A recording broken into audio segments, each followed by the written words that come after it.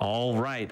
Hello, everybody, and welcome to episode 2 of Awfully Silly. I'm very excited to be here. My name is Conception SR, and it goes without saying that we have a loaded show for you tonight. Very excited. I just want to go over a few things. It's been a bit since I've seen you all, so I just wanted to kind of give it a little rundown since we're a little bit newer here on the Games Done Quick channel. What we're going to be doing with Awfully Silly, of course, is awful and silly games. You know, a lot of our favorite blocks in our mainline GDQ games have been awful and silly blocks. And with those blocks, you can always see some very, we'll call them unique games that may not normally get a large showcase, but that's a small block, and we want to be able to feature as many of those games as we possibly can. So that is what Awfully Silly is here to do for you. We are going to be doing Awfully Silly every other Monday with Team Velocity at 7 p.m. Eastern time, so just about right now. Before we go ahead and jump into tonight's episode, we want to go over a few things just to make sure we are, of course, good to go. So, Frost Vital's game and volunteer submissions are now closed, but the One and Doneathon submissions are now open until November 21st. One and Doneathon is a new series of weekend marathons on the GDQ Hotfix where every runner only ever gets to show one run on the series. So you got to think about what game you most want to show off in a showcase and submit that to us. You can find information about that at gamesdonequick.com/hotfix. If you missed out on any GDQ Hotfix shows, check out our archive of past runs and shows at youtube.com/gamesdonequick. If you're watching on YouTube, feel free to join us over at twitch.tv/gamesdonequick to check out our live shows starting most nights at 7 p.m. Eastern. And while you're there, Hotfix is funded in part thanks to your subscriptions and bits, so please consider subscribing to help support future broadcasts. We really appreciate it. The GDQ Sum of Best Segments is now launched on YouTube. It's a highlight channel with regular videos like our main channel, but with small highlight reels for all of our main events and hotfix shows. So if you want to get some bite-sized content in there, you want to check out that GDQ Sum of Best Segments channel. The AGDQ 2022 schedule is now out. You can check it out at gamesdonequick.com/schedule. And you're going to want to tune in after tonight's show, of course, for That's Never Happened Before, which is going to be featuring some very fun games such as Fear and Shenmue, as well as tomorrow at 7 p.m. Eastern, we have Random Number Generation featuring Ocarina of Time Co-op Randomizer with Nuclear Reaction and Fant TV, who have both new shows on the Hotfix, so getting some Hotfix showrunner love. Followed by Aimbot, which will be featuring a showcase of classic Doom speedruns. So we got a loaded week here for you on Team Velocity. You're going to want to stick around all week. However, I believe it's about time. So are y'all hungry? I hope you didn't eat dinner. I hope you're not too full because we have a smorgasbord going on. That's right. We're going to be focusing tonight on runs that are licensed based off of, restaurants, snacks, all these kinds of different food options. And we're kicking it off with no one else, of course, besides Liz Starr, who's going to be running McDonald's Treasure Land Adventure for the Sega Genesis. And this is going to be a heck of a run. Go ahead and take it away, Liz Starr. Hi everyone, welcome. I am indeed Liz Starr, and this is McDonald's Treasure Land Adventure for the Sega Genesis. I saw some people saying this isn't a bad game because I'm well known for playing garbage. But, no, this is not a bad game. It is, however, exceedingly silly. So I think we'll have some fun. We have to make sure that the Japanese language is on. It is. And we are ready to go. I can get into it when we, I can explain everything when we jump on in. So I'm going to count us down. 3, 2, 1. Oh, hold up. The demo. Thank you, demo. Let me just make sure. It didn't. Okay. 3, 2, 1, go. Kick us right off with the silly right away. Yes. Beautiful. Okay, welcome to McDonald's Treasure Land Adventures. This is a game made by Treasure, and if you haven't heard of Treasure, you have heard of Treasure. They've made a lot of incredible games, some of the best games ever made for the Genesis or otherwise. They've made Dynamite Heady, Ikaruga, my favorite, Radiant Silvergun. I love Radiant Silvergun. And then this was the first one they ever made. Oh, Gunstar Heroes. It's the other big one that everyone likes. This is the first one they made. I'm not entirely sure why. I like to imagine, so they broke away from Konami, right? And I like to imagine they just ran out of money and they had to go to Big Burger in order to get some funding. So this had to be their first game. But it is a rather typical run and jump platformer with a little bit of silliness twisted in. There hasn't been too much crazy so far. We have 3 moves on our 3 buttons. You have jump, you have shoot magic, you know, because Ronald, very famous for shooting magic, and he can throw up his scarves, which will become very useful for speedrun techniques. The big tech for this game is that when you use the scarf, you are immune to knockback. So you can use that to go through damage boosting things. One of the things to note in this game is that every single level, there are 4 levels, it's a pretty short game. We were lamenting how a lot of silly games are actually pretty short most of the time.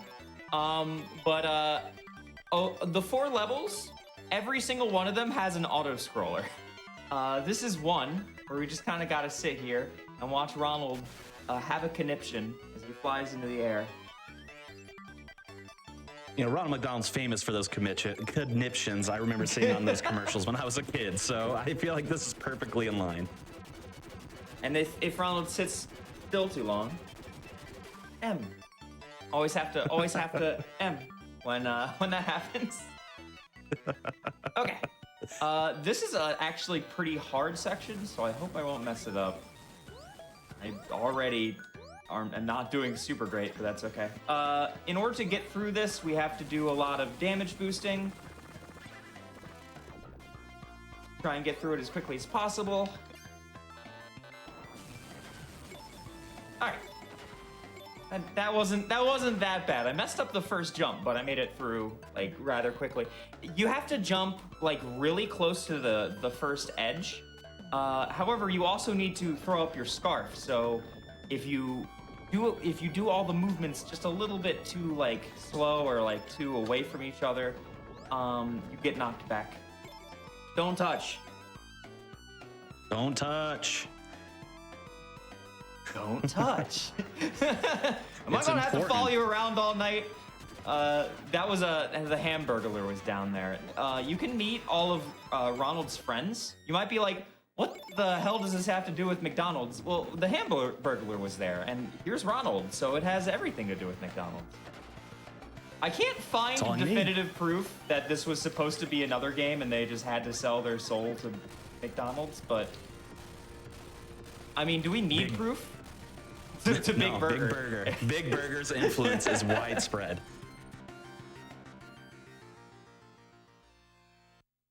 Okay, so we can easily skip the cutscenes, and now another auto-scroller. So we have a lot of. This is the longest auto-scroller by far. It is very, very long. So we can just kind of like hang out, chill out. How y'all doing today? What are y'all having a good day? Y'all eating your burgers? I actually hate burgers, but that's okay because there's not a single burger in this video game. None at all. Sorry, I have a feeling. Coming up, we're gonna see a lot of burgers, so it's okay. Okay. We'll get your burger fix. We'll get your burger fix. I haven't eaten dinner yet. I lamented. I was like, I skipped dinner in order to do this. I probably should have ordered a burger, even though I hate them and I really don't like McDonald's. I did a tier list, like, with a friend, like, 2 weeks ago, where I ranked every single fast food joint, and McDonald's would have been dead last if it weren't for their breakfast. Ooh, Do I have the world record for this? Oh, go ahead, sorry. I was gonna say, I'm glad we brought up McDonald's breakfast because that is probably my favorite of the fast food breakfast for sure. Yeah, same. It's the only thing keeping it up. That was the only speed strat in this section. We have to go in that door and it makes the auto-scroller move forward by about half a second.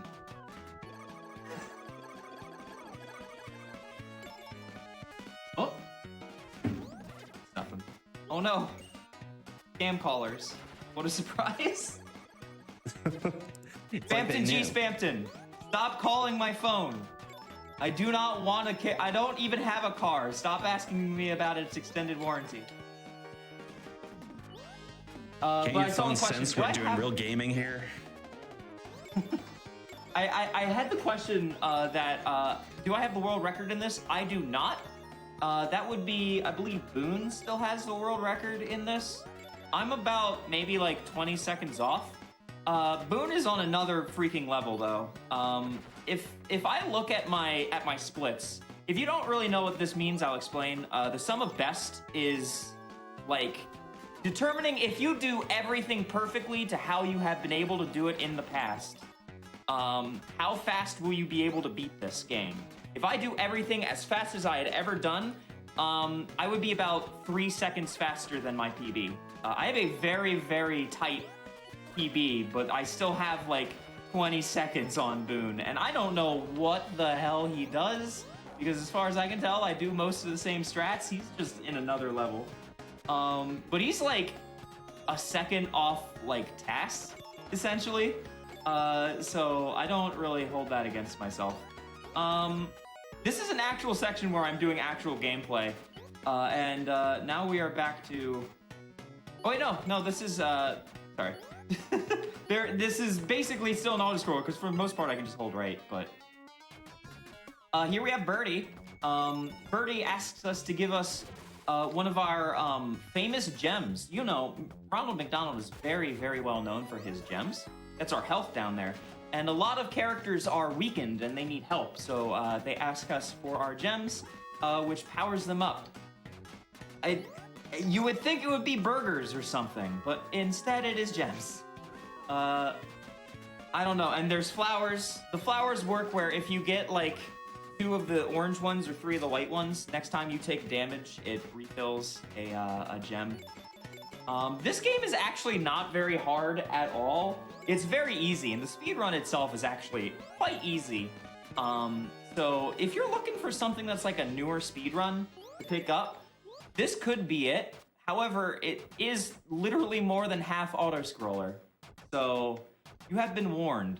But it is silly, because now we have a bunch of ballerina dancers on a train track dancing to, what was this, Sugar Plum Fairy? Sounds like it. Yeah. That sounds like it. You know, Ronald McDonald is a man of taste. Sugar Plum Fairy dance, you know?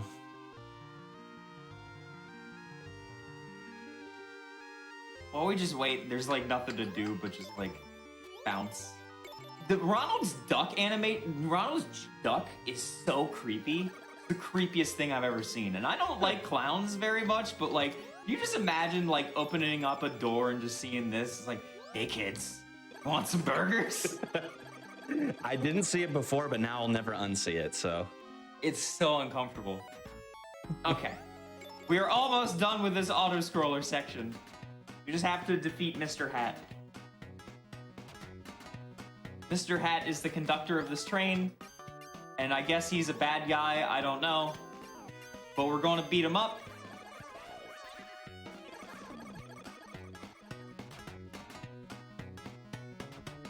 And now... Oh! We're both falling! Oh no! And Ronald goes, wee! And is caught by Birdie. That guy, I don't know, he's fine. Don't worry about him. He probably deserved that. I don't know why, but he probably did. Okay, and now actual gameplay. What a surprise. This is actually rather hard. That jump. This is a harder room just because like it's kind of hard to gauge where the things will open up. And this climb, if you have never played this before, as a kid, this was frustrating. Especially with these sumo guys up here. We'll see him in a second. He's able to change the shape of this and just completely knock you off. But I know exactly where he's going to do it, so I can be prepared. All right, and we're at the second boss. Oh, I was not paying attention. That's okay. Let me grab this. Why is Ronald beating up these people? What is going on? Is the question. So the lore of this game, and it's very, very good lore, is Ronald McDonald is walking through the magical forest one day when he finds 1/4 of a treasure map, and he's like, "Oh, that seems like fun. Let's go on an adventure and get some treasure." And the treasure map doesn't lead to treasure. The treasure map leads to the other pieces of the treasure map, which is not how treasure maps work. But he's getting these pieces of the treasure map from some evil baddies. That piece then leads to the next baddie to get the next piece from. It doesn't make a lot of sense. I really hope I don't mess up. I messed up in practice earlier. I want to get through this section without using a lot of balloons. You'll notice I've been picking up like balloon emblems, and those are useful because if you fall down, you're then able to bounce up, and we can use that for a few skips. But I want a specific number of them by the end of the game. I need like 6. And if I use too many, for example, just getting bored in this auto-scroller, because yep, another auto-scroller, then we're not screwed. It's just a matter of I have to go very, very slowly.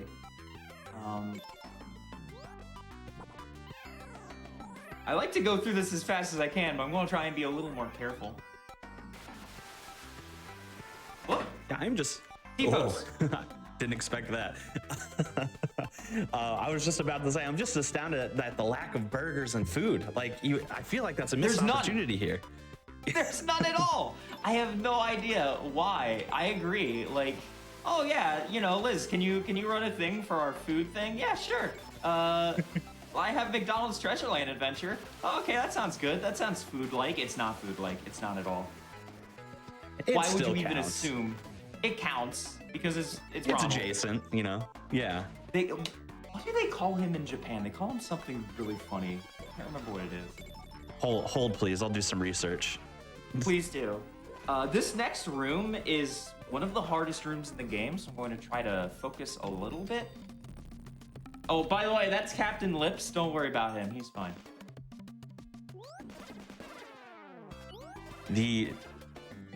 In Japan, Ronald McDonald is called, according to this website at least, Donald McDonald. Right! His name is Donald McDonald. I remember that now. Which, that's perfect. That's perfect. Very good name. That's exactly what it should be. That's what they're calling him here is Donald. So that room you have to do like what is essentially blind jumps and then grabs, because you know where they're going to be each time. It's just a matter of what's the word? Physical memory. I am shocked. I haven't actually consistently run this game in like 2 years, but I came back to this yesterday to de-rust, and I got that like first try. I was like, wow, I'm better at video games than I thought I was. You're just becoming the Donald McDonald. You're just embracing it. I'm in. Become as clown. Sounds like a horrifying cult. I hate it. Thank you. Just don't crouch and it's fine. Oh no. You're not supposed to just hold right into this room, and every single time I'm like, what's that? Hold right? Got it. Hey look, it's another of our friends. It's Grimace. And Grimace is like too lazy and tired to move from this door, so he needs some gems. The lore. I don't know. This has nothing to do with McDonald's, but I kind of love it all the same. I actually had this game as a kid. This is my childhood cart that I'm using right now. I usually play on EverDrive, but I kind of wanted to switch it up and play the cart today. Oh no, this guy's scary. Oh, never mind. I don't know. I don't know. Nothing in this game is like, why did that happen? Why is this going on? Why are we fighting a pirate made of lips? Don't ask questions. And that is why this game is perfect for this show. Don't ask questions. Play the stupid game. That could be our subtitle. Awfully silly. Don't ask questions. So we defeat Captain Lips. That was a one cycle. That was pretty nice. And he gives us another piece of the treasure map. And the last piece of the treasure map leads us to space. So now we are in space. This is the second McDonald's game that sends Ronald to space. I don't know why it's such a common thing for him to go to space. But I don't know, I'm not gonna question it. This is good music too. This game, listen, all right.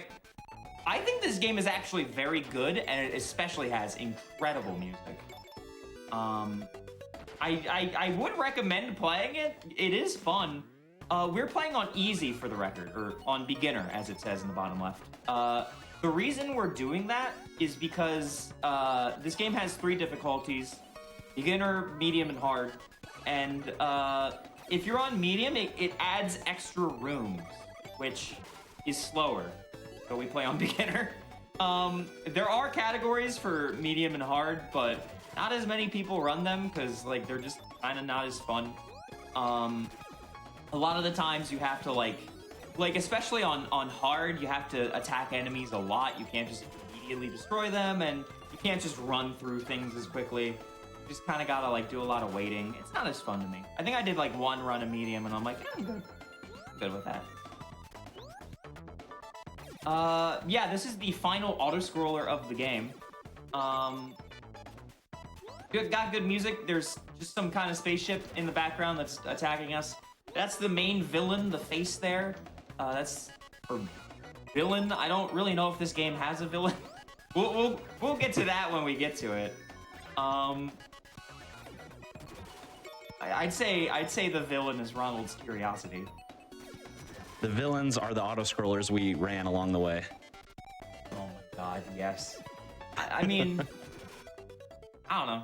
It's a good, easy... This is one of the first speedruns I learned, because it's so easy, but you do gotta do a lot of waiting. The reason I haven't been able to get it into GDQ. And then the grabby hands come, and they grab Ronald and drag him into the ship. And then... Wait for it. Brofist. And now we're in the spaceship. This is the final section of the game. Also the section, not this section, but this is the level we've been hoarding all these balloons for. It will be the next room. This cat, I love it. I love this thing. And then if you try and hold it, it really does not like that. It's very cute. Why is it? I don't know. Don't ask questions. I was going to also run another game today, but I didn't have the time to de-rust it because it's actually very hard. And that's Darkened Sky. Maybe one of these days I will come back to showcase Darkened Sky. I do want to get back to it. Someone bought my world record. We would love that. Someone bought my world record by exactly 1 second, so I need to go back to it at some point. This is why we grabbed the balloons, because I do not want to do all that. And we just go to the right, just hold right, and then here launches us down here, and now we can just skip all that platforming up there too. All right, and this is, I don't know, some kind of goblin, which makes it pretty cool. He demands some gems, and for some reason, it puts him to sleep. I'm not sure why. Because all the other gems, like, made everyone powerful? I don't know, it's weird. Oh, something I have not mentioned, but you may have noticed, is that, if you hold down, you negate all knockback, which we've been using a lot for a lot of tricks. Can't believe I forgot to mention that until the final boss. It's the final boss! His thing is that there's these like doors. They are the same every single time. This is the completely same boss every time. Like all the other ones, we have to have him eat a gem, and that makes him weakened enough that we can hit him. Again, I don't know. I don't know the lore of these gems.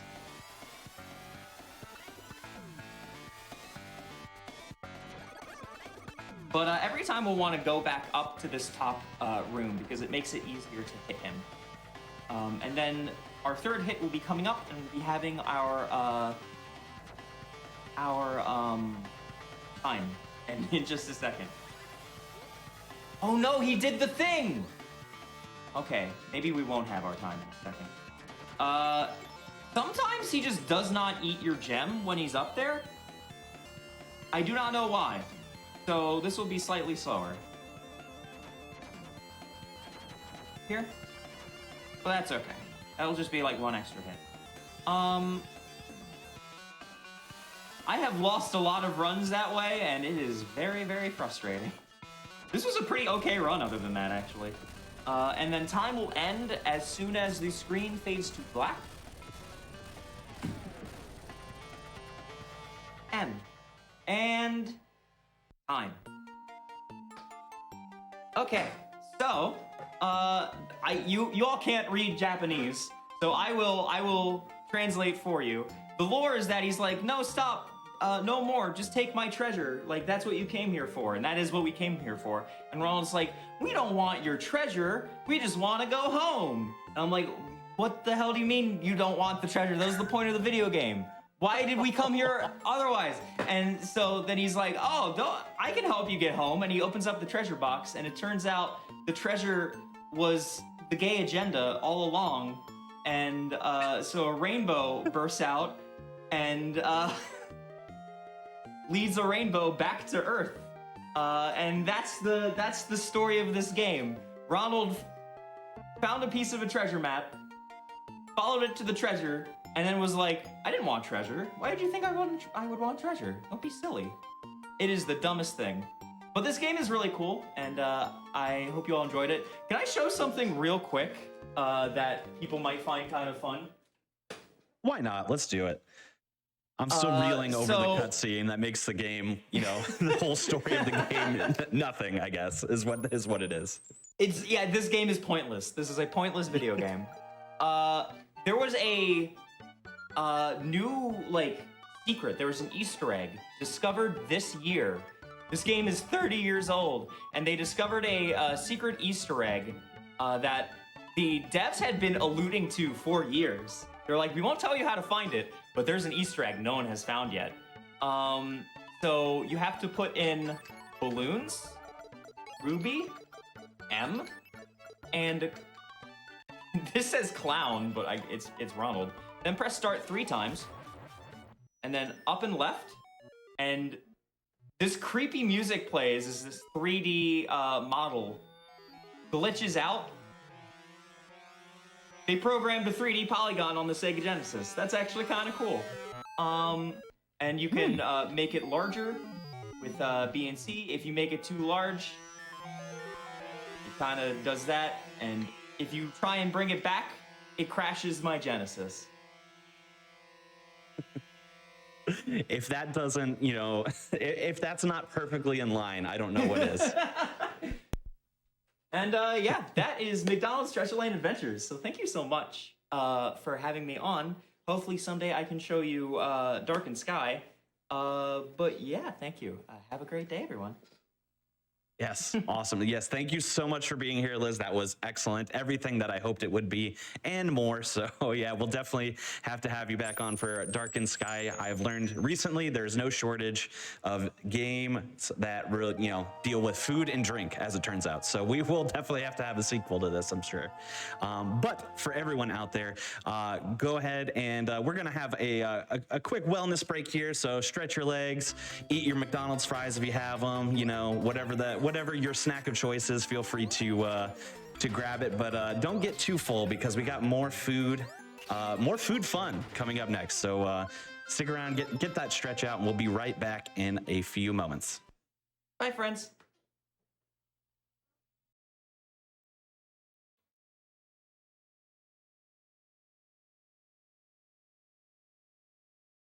All right, and welcome back everyone to the Silly Snacks edition of Awfully Silly. We're moving right along. We're gonna be eating good tonight, as I've alluded to, and this next game is no exception. First, just want to remind everybody as well, if you've missed out on any of our GDQ Hotfix shows, feel free to check out our archive of past runs and shows at youtube.com/gamesdonequick. And if you are watching on YouTube, feel free to join us over at twitch.tv/gamesdonequick to check out our live shows starting most nights at 7 p.m. Eastern. While you're there, Hotfix is funded in part thanks to your subscriptions and bits, so please consider subscribing to help support future broadcasts. Without further ado, it's on your screen. I mean, it flows so nicely right from McDonald's, obviously, into the Burger King, meta, if you will. So we got Sneak King and we have Kefka 14 here to show us 50%, which you might be figuring out what that means exactly, as well as a small little glitch showcase. So Kefka, go ahead and take it away with Sneak King. All right, first, again, thanks for having me. And it's been quite a few years since this game was showcased at a GDQ event of any kind, so let's get right into it. Timing will begin in 3, 2, 1, go. Good luck. Thank you. So, first off, I'm playing on original Xbox, and the reason for that is original Xbox actually has faster load times with this game. It's all on the same disc, though, which is kind of interesting. But for those of you who have never seen this game, obviously it's something. Basically, you play as the Burger King, and the goal is to sneak up on hungry bystanders and give them food. Now, sneaking is a loose way of saying go slow. We don't want to go slow, though. We want to go fast. So that becomes kind of a challenge. So the way I go about this, number one, is you don't want to be seen by the NPCs. And you can see on the ground there's like a blue kind of cone in front of each of them. That's a pretty good indicator for where their line of vision is. But they can also hear you. And that just sort of comes with practice, weirdly. And just kind of learning when to stop running. And what I mean by that is, notice I started that challenge running, and then I wasn't. The reason for that is when you're running, you make a lot of noise and you can be heard, and we don't want that. It's a pretty interesting game as a speed game. Mostly, it's a bit of an RNG circus. If you notice, the category is 50%, for example. Part of the reason for that is years ago, when I was routing out this game, I realized that a full game run of any sort would never be marathon safe in any conceivable universe. So me and the other and only other Sneak King runner, pretty much, got together and decided to create a shorter category that was more marathon safe and also just shorter and, more beginner friendly, I guess. That being said, it's kind of the main category of the game, weirdly enough. So, that's how it goes. Funny game, funny categories. So with the challenges in the game here, you notice that there's a little gauge when I deliver something to someone. There are 3 levels I can stop that gauge at, and depending on where I stop it, I'll get more points for my delivery. It doesn't matter that much in this run, with the exception of knowing one thing. A flourish is always going to have a longer animation than just mashing A through this gauge and doing what's called a regular surprise. So in most cases, I'm going to be doing flourish level 1s because they have a much shorter animation. But I do have to do some 3s, and they have pretty hilarious animations. This challenge here is the first one that's really going to show some of the RNG off. It always starts off with this guy sawing the log, and then it usually goes to the guy chopping the tree. And it did. So some of this is memorizing the order. Some of it's learning how to just react to RNG. It's pretty fun. This particular challenge, I have to get a chain count of 5. And what that means is 5 consecutive deliveries without being seen. Played it a little safe there. Small time loss, but I would rather play it safe and not fail the challenge and lose 3 or 4 seconds. So getting a chain count of 5, again, means 5 deliveries in a row. This 5th one is always kind of just a free-for-all. We never really know what's about to happen. Okay, so we ended up getting the NPC that I kind of wanted, but we didn't get it until she was really far away. Okay, and then we get the other guy sawing the log. So this is actually pretty average for this challenge, weirdly enough. I'd say somewhere between 40 and 50 seconds is pretty on par.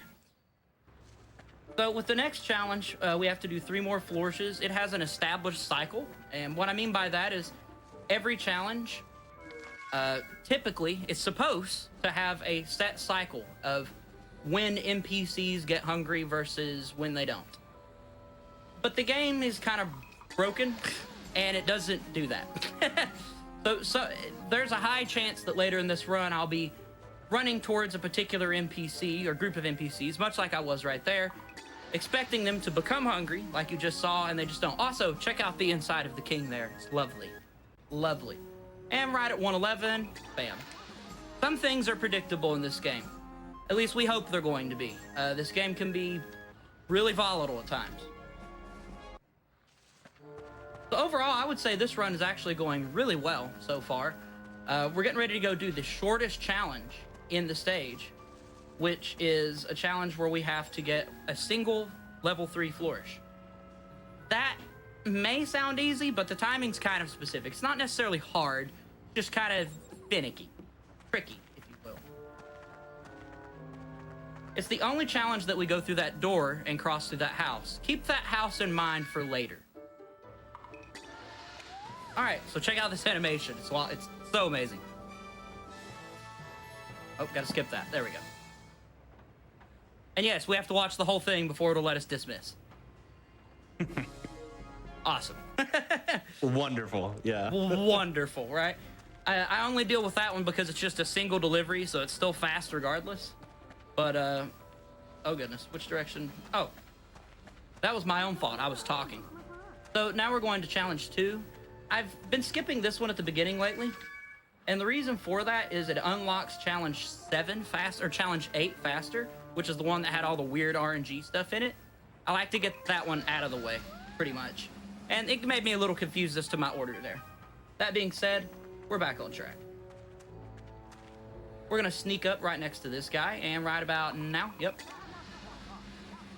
Some things are very dependable in this game. Some things aren't dependable at all in this game. This is one of those challenges that pretty much always goes the exact same way, with very, very little variance if you know what you're doing. This next challenge I like to call the reset challenge, and the reason I like to call it that is because it leads to a lot of resets, but the reason for that is because it has a couple of different RNG patterns it can select from. We got really good RNG, probably. I say probably because the game can still decide to just not do what it's supposed to do, which is this guy right here. Yes, so that's wonderful, really wonderful. The last marathon run I did, this challenge derailed really badly. And I had no idea what was happening. It was wonderful. Okay, this is actually odd. This game seems so stable, you know? So stable, right? There's some challenges that literally have like a 40% chance of just soft locking the game. We're not doing any of those today, but they exist. All right, so this is the last challenge in stage 1, so everybody say bye-bye. To stage 1, Sawmill. We'll be going to cul-de-sac next, where things are gonna get a little weird as far as challenges. Things get a little longer, more drawn out, and there's more stuff to do. This challenge here, though, we have to get 10,000 points in less than a minute.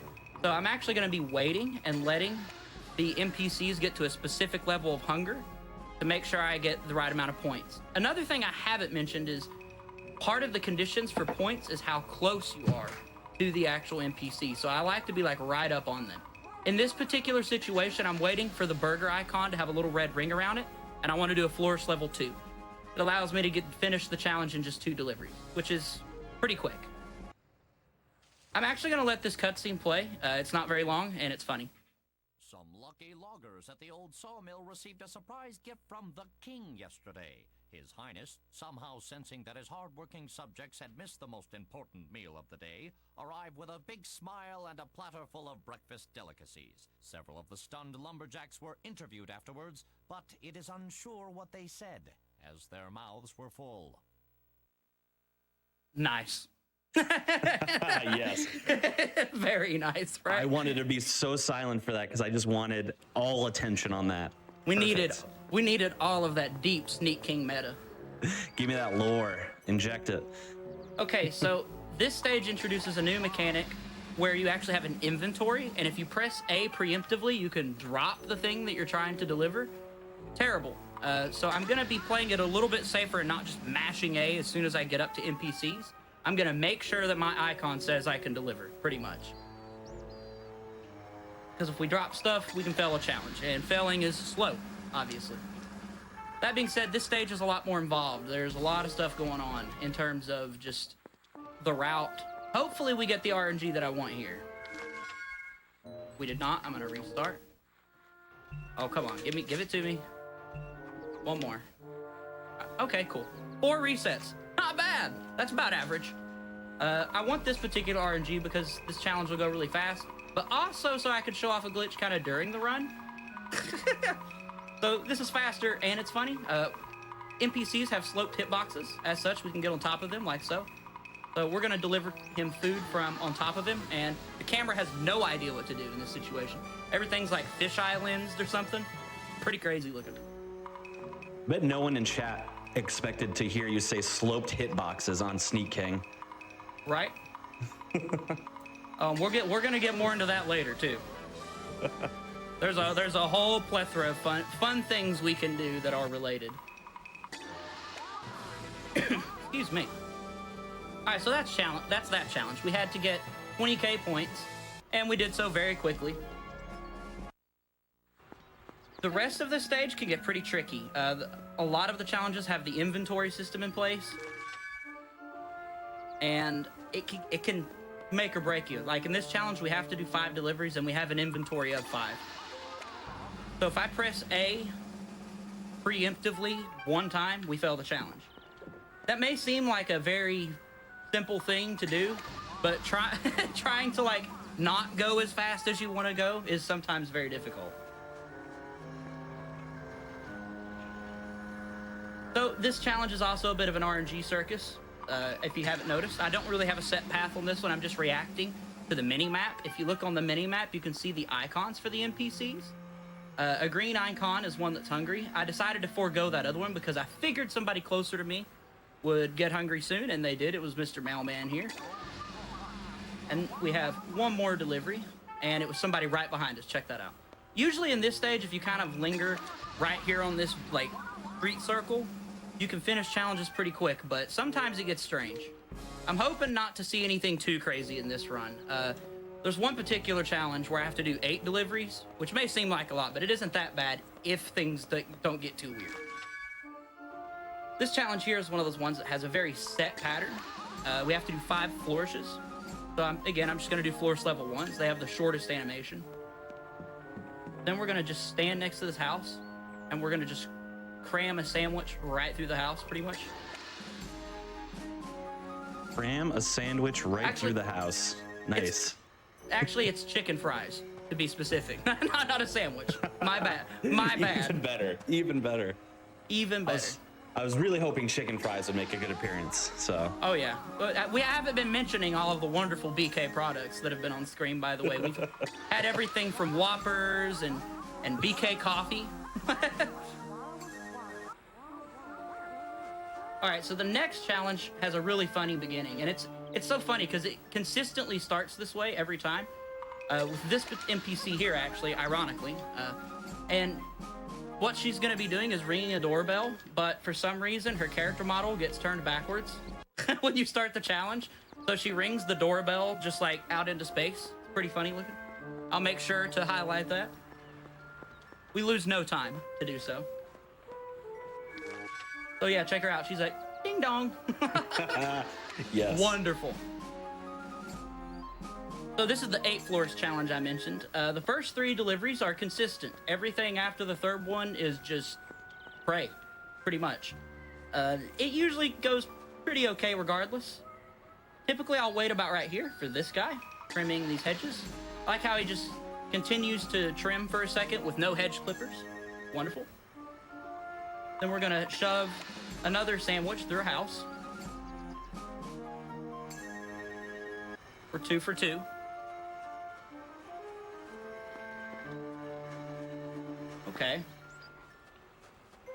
Okay, taking a look at the pattern I'm getting here. It looks kind of okay, actually. We got this lady here. Ooh, interesting.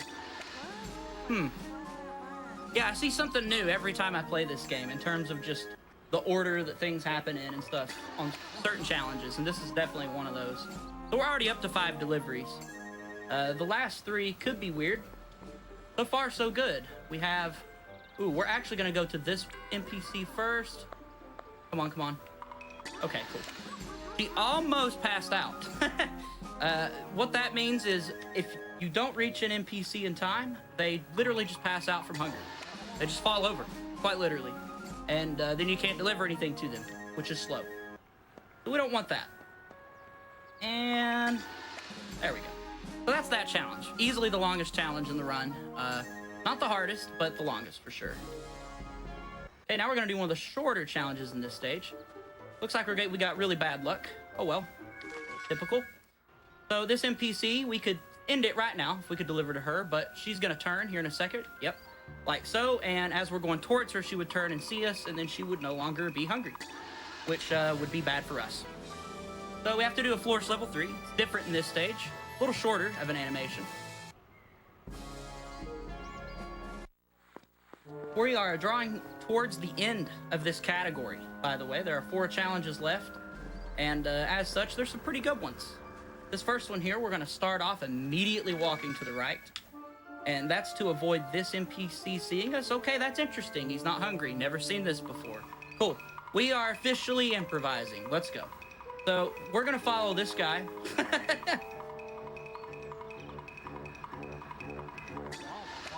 This challenge mirrors a challenge in the first stage where we just have to get 10,000 points. It's not too terrible if we can keep our chain count active. That's really the key here. And I think we're okay. Yeah, we're okay. Cool. So that worked out. Normally the guy working on that car is the first one, but the game just said no. It happens. This next challenge is kind of my least favorite challenge in this stage. We have to get 5,000 points using no flourishes. It's a pretty easy thing to do. All we really need is a chain count. Our first NPC is always this guy with this challenge, so it's pretty simple. But we're going to get real close to him to make sure we get 600 points. Our next NPC is going to be this lady standing right here next to this house. We're going to wait for her to turn around, though. Like so. The reason I waited for her to turn around, number one, it was so the NPC in the distance that you saw would become hungry the time I wanted them to, and also so I could avoid her seeing us, just to be on the safe side. We want to deliver to this guy right as he's about to pass out, so we're going to let him just walk. And check out the POV mode in this game, by the way. Creepy, right?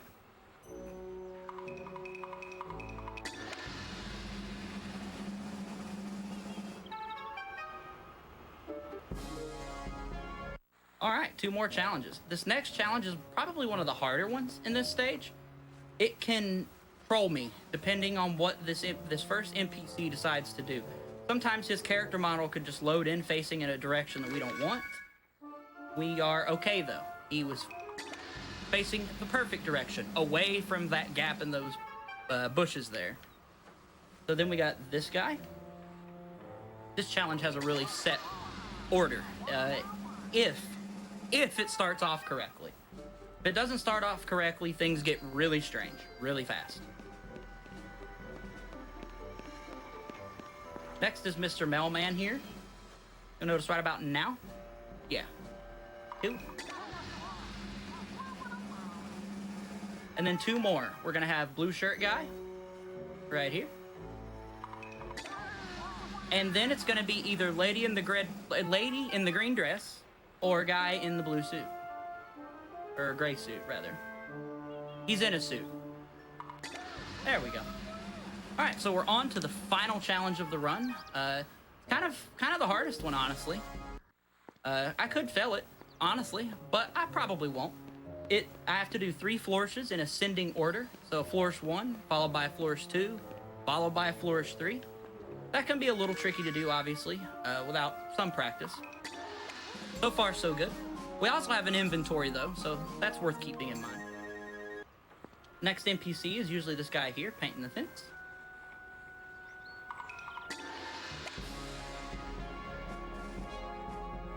Lovely.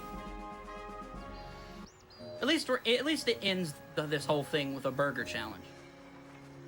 Okay, so this is a pretty interesting cycle that I very rarely see. Usually I'm going over to the lady next to the house over there, but sometimes, very rarely, this will be the last NPC. That's actually just a stroke of good luck. So that's 50%. It's a very accessible category for anybody that would like to check it out. But, as promised, we have a glitch showcase. Now, it's short, but it's interesting, and it's funny. So, the first thing to talk about is the hitboxes on NPCs. I mentioned earlier that they're sloped. I can prove that with this guy, because you can just sort of stagger around and end up on top of it. Now, this is the way I did that. Notice that the king kept doing this here and shrugging. What's happening is I'm pressing A to do a delivery, and it causes him to do that animation. You can't really see it well, but it causes him to like shift ever slightly on the ground when you press A like that. And as a result, I kind of figured out that you can stagger your way around some of the geometry in the game, more or less. You can use it to climb certain sloped things by just continually pressing A. That little displacement will push you up a slope. You do it with the correct timing. As such, we can traverse some stuff that we probably really shouldn't be able to traverse in, you know, the vanilla version of the game, which this is vanilla, but let's be real. We're going for burgers.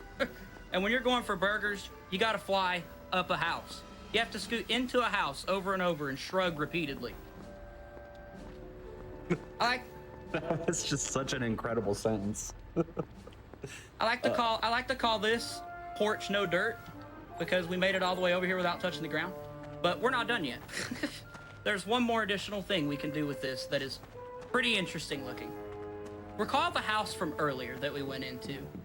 When we went through the house, it took us to the other half of this loading, like this map, essentially. Well, over here we can also kind of run into this slope and stagger our way up it, right? If you hold in a pretty specific direction, and this might take me a try or two, but I've been getting it pretty consistently. There we go. You fall straight through the map. So, bye-bye world, there it goes. Say goodbye. And we're gonna go to that house, and we're actually gonna go into the house, but from under the map. Might take me just a second to line it up because found it immediately. So notice the mini map is fading away. So when we come into the house here, we're going to the inside of it from the outside or something. I'm not even sure how you would describe that. And here we are. The camera is stuck in a perpetual rotating loop forever. It's kind of random as to what the camera does. I'm very glad it did this. This is great. Yeah, that's Sneak King, everybody. Check it out, though. We're stuck in this permanent void. You can never leave until you literally quit the game. Hooray. That's it. That's what I got. Awesome. Yeah. Thank you so much. Anything you wanted to like shout out at the end here? I know Sneak King's got a couple runners, like you said. Actually, yeah, I will say it's kind of weird. I know that this is a really obscure game and sort of obviously niche, but it's weird to me how few people have ran it just based on that. It's kind of a joke, and I feel like more people should be in on it. You know what I'm saying? Mm-hmm. I really welcome anyone to join the Sneak King community. I say community loosely. There's like 3 people and no active members other than myself. So it would be really cool to see some more runners for this game. You know, it's just there's more there than what it might seem in terms of tech, and there's more room for that game to be optimized. And we need more people. We need more people to run it. It'd be great to have some competition too. That's right. You heard it here. We need more eyes on the Sneak King prize. So absolutely. Absolutely. Well, that was an excellent showcase. I mean, I loved this game. I love this run. Thank you so much for showcasing it for us, Kefka. I really appreciate it. Thanks for having me. Again, it's always a great time doing stuff with GDQ, and this time is no different. You all are wonderful. Thanks for having me. Looking forward to the rest of the show. Oh, yes. And the rest of the show is going to be pretty great stuff indeed. So we'll have some more food-based shenanigans coming up here shortly. Again, just wanted to throw a couple of reminders your way, which is that the AGDQ 2022 schedule is indeed out. You can check it out at gamesdonequick.com/schedule so you can see what kind of January goodness we got coming up for you in a few months. But for now, we're going to take another quick stretch break, get those stretches out. You might be getting a little bit full, but we still have a lot of room left in our meal that is the show. So don't get too full. Grab your snacks, grab your water, get your stretching, and we will be back in just a few moments.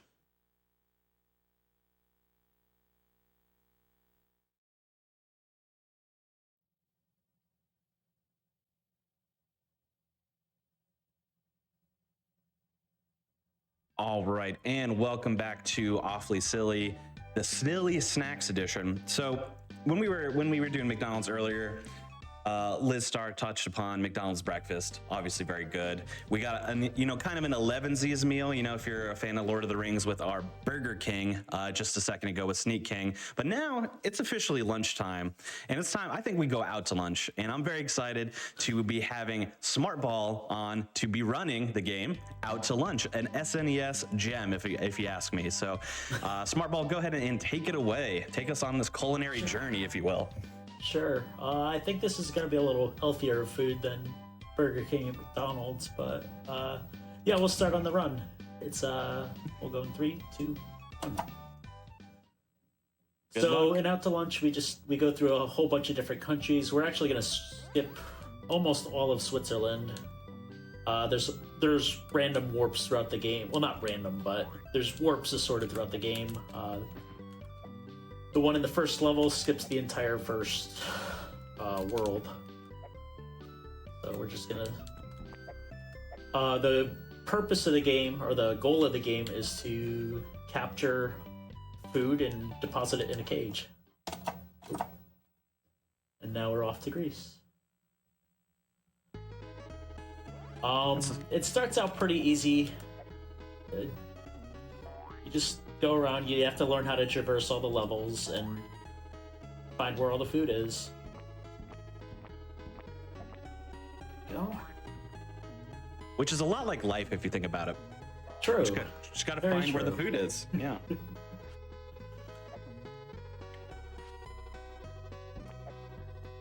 There's a random olive in this tree. I'll actually try and spawn it. But it just goes around and stuns you. There you go. They stun everything, including you. So I'm gonna pick up that invincibility to avoid getting stunned. It's when you get stunned, you drop either 1 or 2 pieces of food that you're carrying. And now comes a little... Things get a little more challenging now. There are enemies, including this purple bacteria that I'm gonna kill pretty immediately. Not only do the enemies kill you, but they turn the food, I refer to it as rancid, and then the food kills you too. So that egg just killed us. It is very possible for me to run out of lives here, so please forgive me if I do. But I'm just trying to count in my head how many pieces I have here. I should just be able to grab this egg and reach the cage.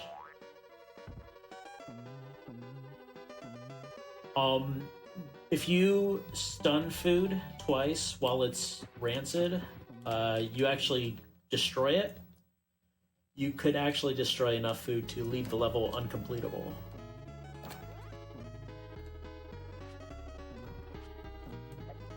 The teleporters are quite finicky at times.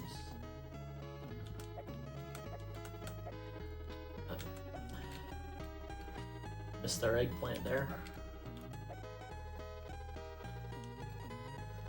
The physics in this game are quite slippery. It's quite difficult to control at times, but I've gotten quite used to it over the years. This is one of my earliest speed runs that I've ever done. Definitely my longest standing record, but I think that's mostly due to lack of competition. Not really so much that the run's super optimized. Yeah. Now I gotta ask, since this is this is awfully silly. We're featuring silly games, awful games, things like that. As somebody who is not as experienced with this game beyond just watching a few of your runs, would you call this game awful or silly or maybe both, or what do you think? A bit of both. It's certainly pretty awful, but it's quite silly too. It's very difficult to control, and it's pretty janky at times. I actually had a glitch happen to me earlier while I was trying to practice and warm up. I had completed the 5th world, which is China, and it teleported me back to the 4th world. Wrong warp, in the wrong direction. I have no idea why or how, but I thought something went wrong with the console or the game. I thought I accidentally had like my save states activated, but it kept my score, it kept my live count, it kept everything. The game just sent me back a world, and I have no idea why. Oh, we go to the right here. That's a warp we have to bounce up into. And now we're off to the West Indies.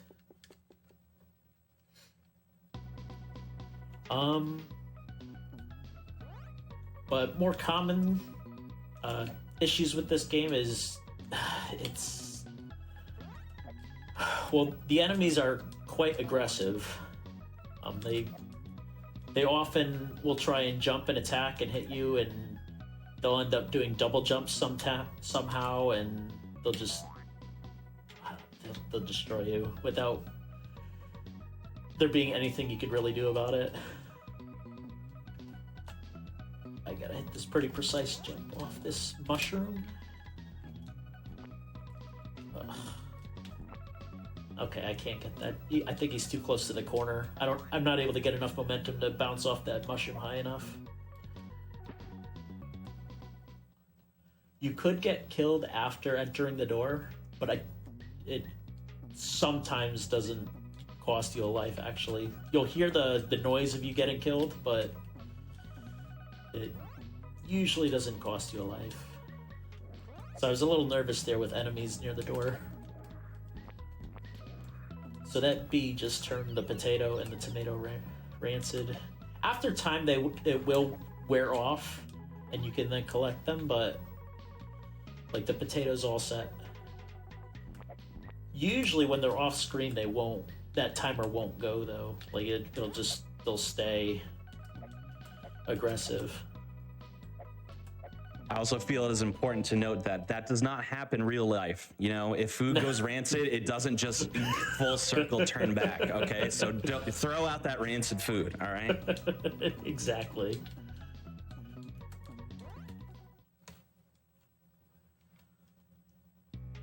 Oh, this level can either go really well or really poorly. Started off, oh, I almost made it back up there in time.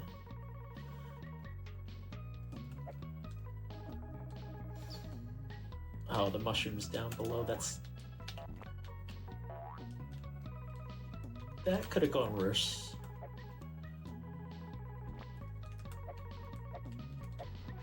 Perfect.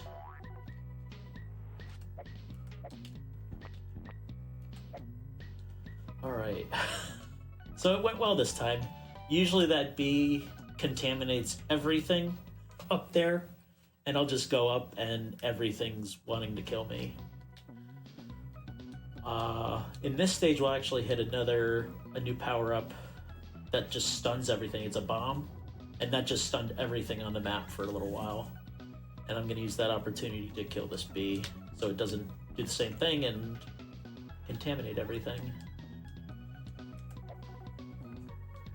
And now I just got to run around and collect everything. This was the last level that I found a new warp in, but it's not. It was more like a bonus game, like a hidden bonus game. It wasn't actually a progression warp.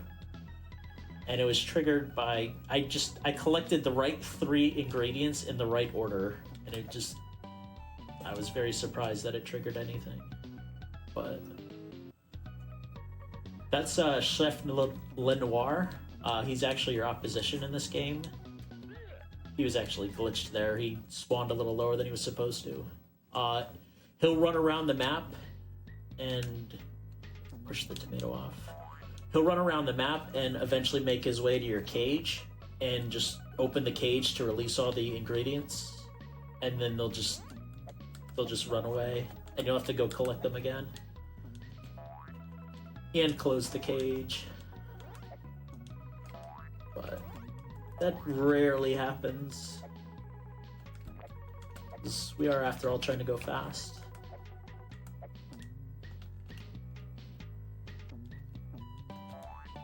Ooh, that's a good bounce. The height you bounce off of springs is very finicky.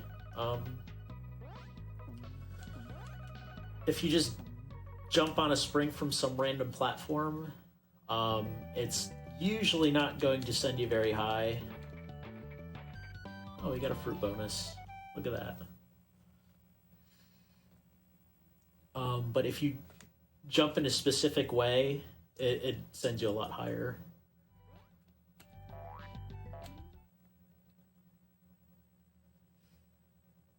Alright, so now our fourth world is Mexico. Each world has its own special ingredient.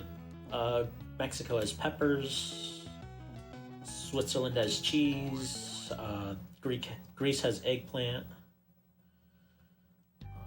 West Indies has pineapple, and then there are bamboo shoots in China, and it's either onions or garlic in France. I can't really discern which it is.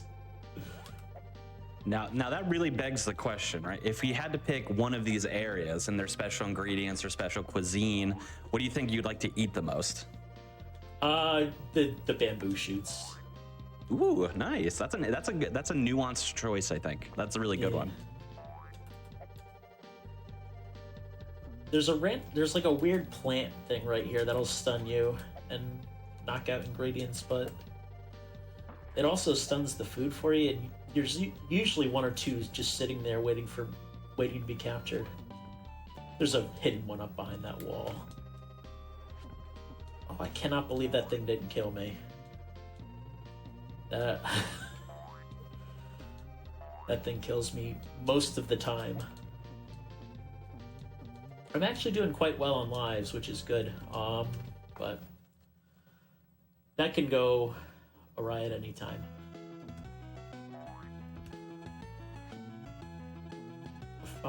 There's a hidden warp up there, and there's a hidden spring right here.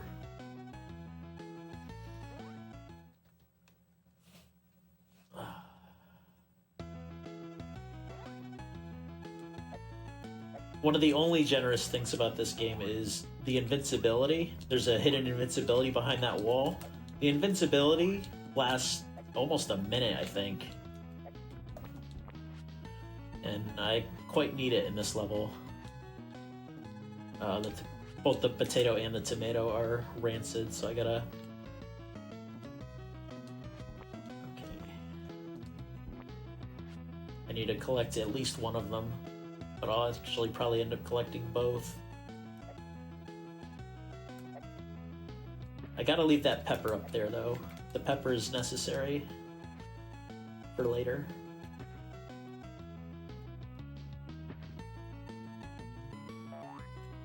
These spikes will stun you, and if you don't have the invincibility still, it's very, very luck-based on whether or not you can climb this or not. Because once you get stunned by one of them, your ingredients fall, and they just run away from you and fall all the way to the ground. There are a bunch of hidden platforms up here to try and get to this door, but I just bounce off the pepper.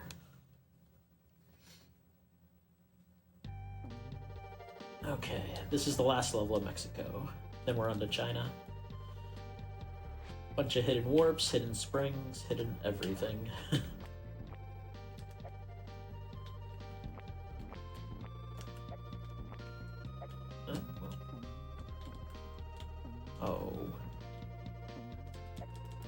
Oh.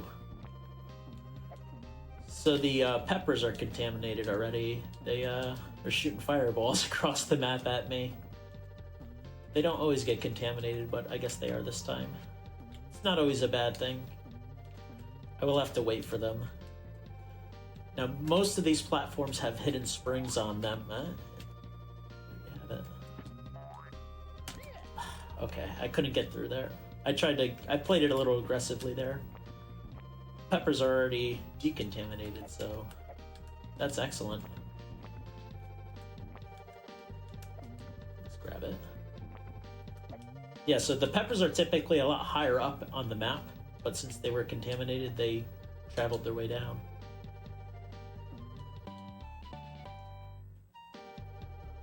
Earlier when I was practicing, and this happens occasionally, but not often, I was depositing all my food in this level, and it just...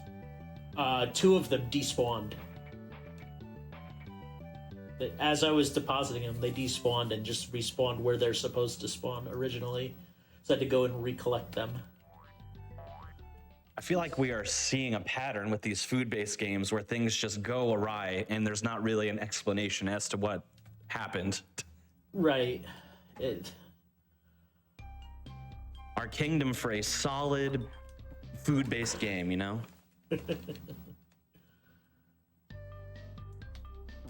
Okay, this level is full of false walls and floors and... Okay, well, that's not good.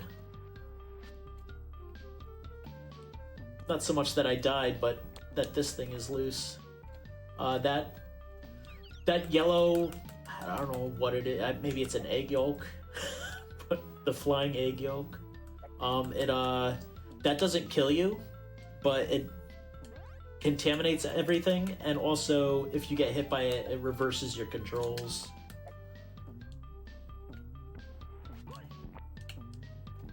I would really like to hit the spring, please.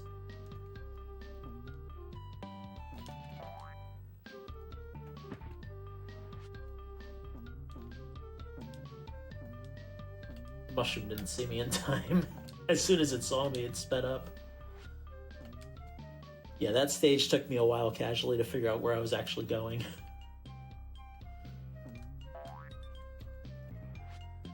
But they're nothing compared to the French levels in the last world.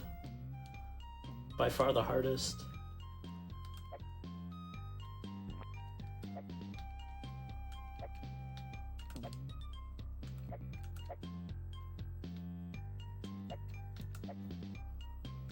Alright.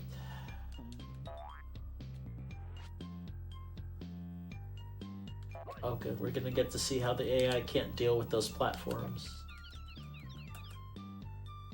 Yeah, the enemies, if they get caught on one of these orange platforms, they just kind of don't know what to do, and they usually just end up falling. Works to my benefit, though. I just got a good look at those bamboo shoots the first time, and I get it. Like, I understand why. Those are adorable. I love those bamboo shoots. I'll protect them with my life. Absolutely. Okay, we're fine. This level has a very tight warp timer. The warp despawns at 127 left on the clock. So if I got stunned like one more time, I was likely gonna miss it, and I would have had to reset the level, which would have cost another life. Another fruit bonus, though. You get a 1-up every 10,000 points. So the fruit bonuses are welcomed. And now we're off to the last level of France. There are no warps in France, so we have to do all 8 levels here. Definitely the hardest platforming here, though. There are spots that are just slippery, like you'll just slide forever. They're literally zero friction. Oh no. No. Okay. I wanted this egg.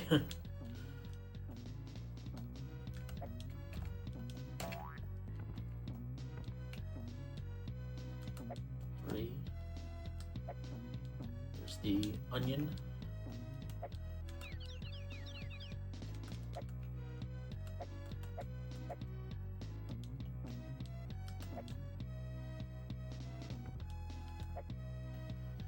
And one for good luck. This is another level where food tends to despawn a lot while I'm depositing it, so I often grab an extra.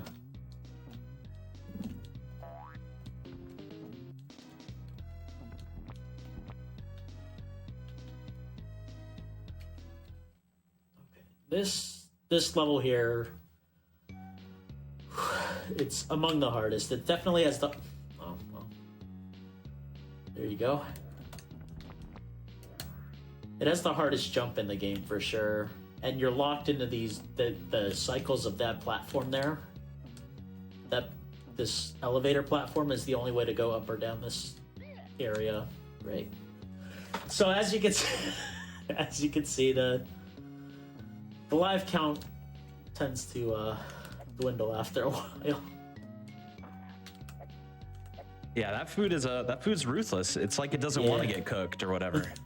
Right. I don't know why, but we just want to enjoy you, food.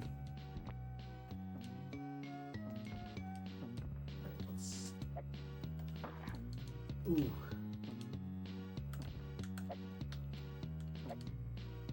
I think I need this egg.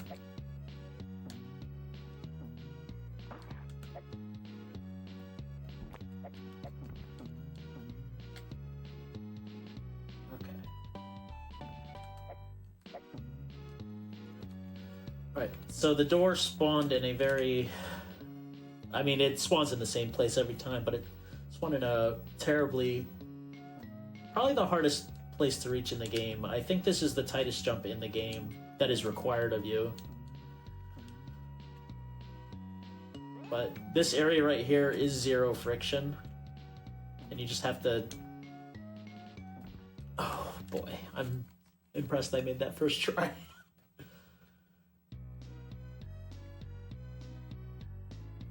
I'm gonna lure this mushroom off here. We're actually gonna get a special item that we haven't gotten yet in this run, because one hasn't been available yet.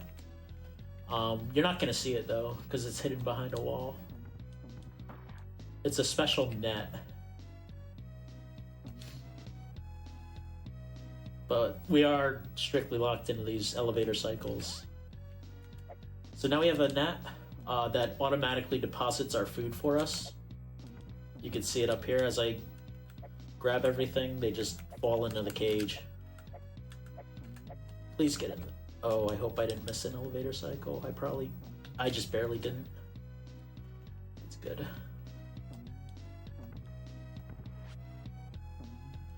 Now let's see what's up here waiting to kill me. There are two of these purple bacterias. Oh, I got greedy there.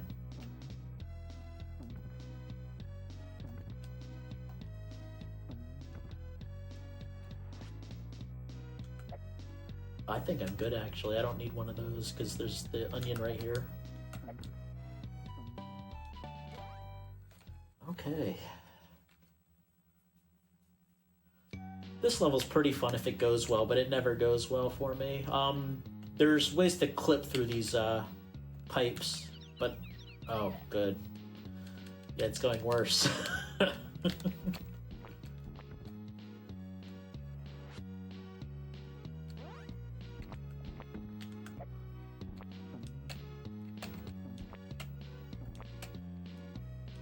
We were able to clip through one, but it wasn't really useful for us that time.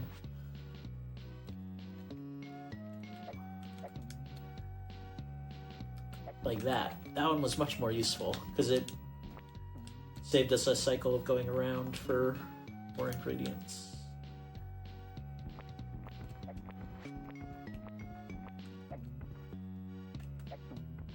I do think I am one short, yeah.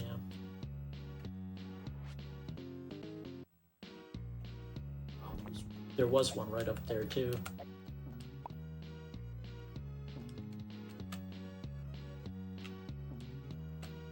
I couldn't clip through the last one. Well.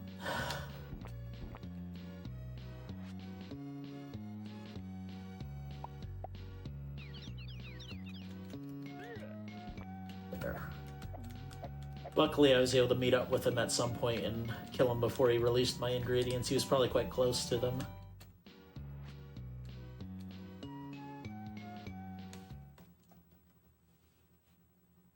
Okay. This level, we'll see how it goes. Oh, that's not good, actually.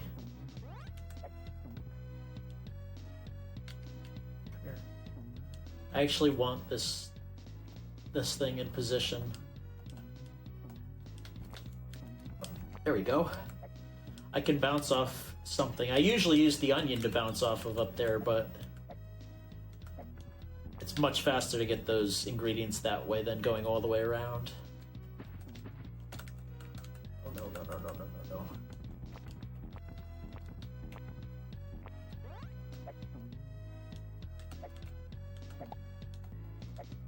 Oh, something just despawned. I heard that there's a little popping noise that I heard. Something despawned, and that's never good.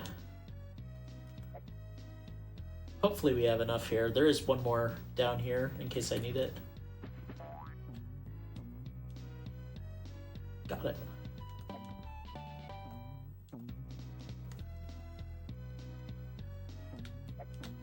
Alright, there are 3 more levels after this.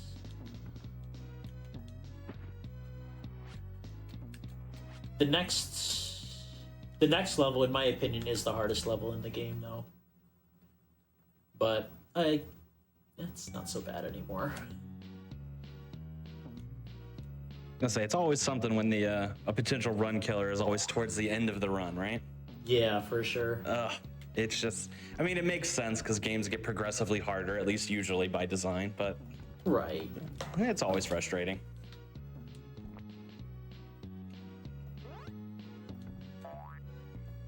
I'm gonna leave that onion there. I was gonna say, where's my flying egg? There it is. Oh, come on, it got me. I don't get to capture the flying egg then.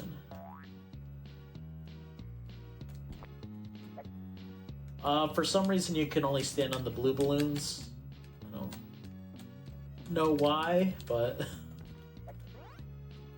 Everyone knows blue balloons are famously more stable than the other colors. Of course. That's just life.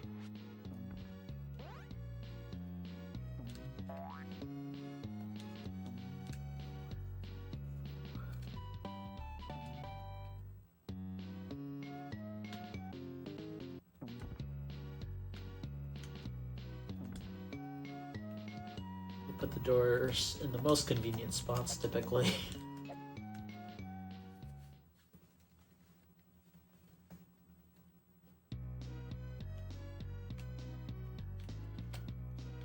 Right, second to last level. There isn't too much threat left of losing the run, but there's still some. These enemies could still kill us, of course. Really good. Okay. My main concern there was that that bacteria died.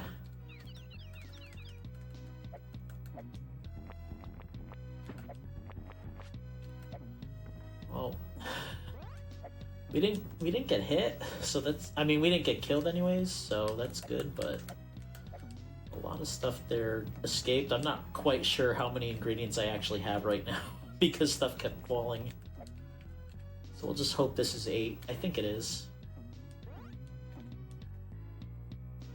Oh, wow, 9. It's hard to keep track because you don't always lose the same amount of items. And things get a little hairy at times.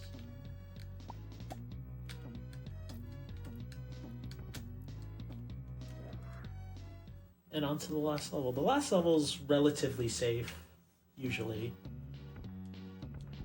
But I do find that the ingredients despawn the most often in this one.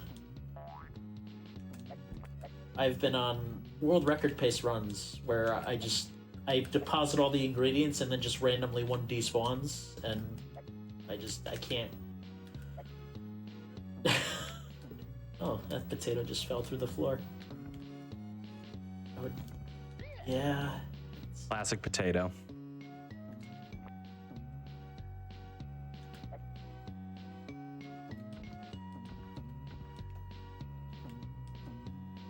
Please don't. I think I need one more thing. Oh my goodness, please.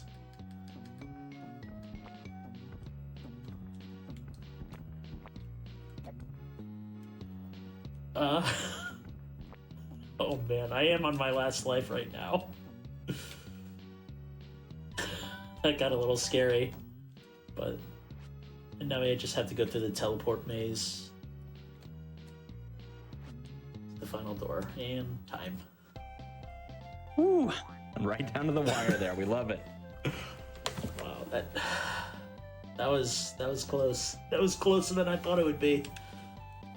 Usually I don't lose any lives in the last level, but we didn't lose enough to make it a game over.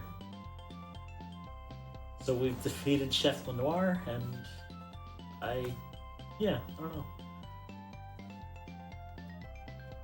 Oh, awesome. Yes, that was an incredible run. I mean, I consider this a nice little one. I hadn't seen this game prior to doing some research for the show.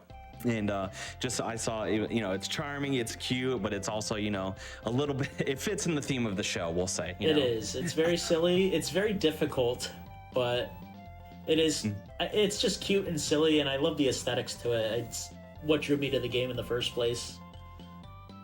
Yeah, yep, exactly. That's exactly what drew it to me as well. Did you have anything you wanted, any plugs or shout outs before we moved on here? I guess I'll shout out Darbian for introducing me to this game, and Author Blues for being the only other runner of it. But Yeah, hey, those are some good shout outs. Yeah, they're good people.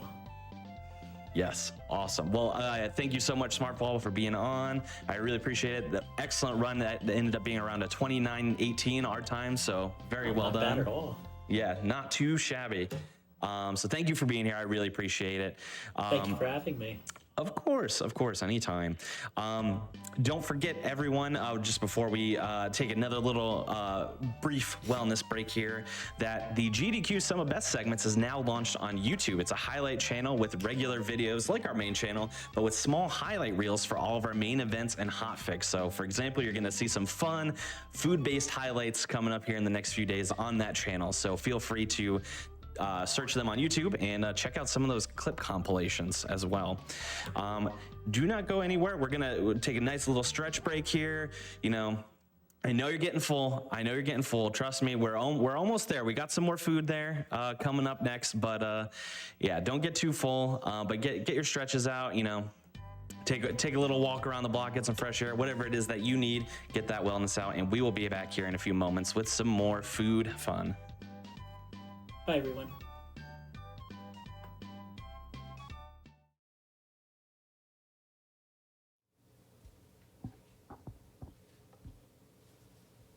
Alright, hello everyone. My name is Rhythm, and with me I have the rest of the Noid 2 community. If you guys would like to introduce yourselves. Yeah, hi, I'm Huga Chaka. I'm quite new to the Noid community, but they have graciously allowed me in, and now I am one of 3 runners, and it is great. Hey, I'm Spectral, and I think I've been running this game for way too long. As have all of us, really. Yeah. But yeah, without further ado, we'll just get into the 100% run. So we'll begin in 3, 2, 1, go. Best of And luck. to start us off, thank you very much. To start us off is a cutscene that we usually skip, but I figure for a live event like this, it deserves showing off. It needs to be seen by as many people as possible. That's very true. The lore runs deep in this game. Yeah. Mhm.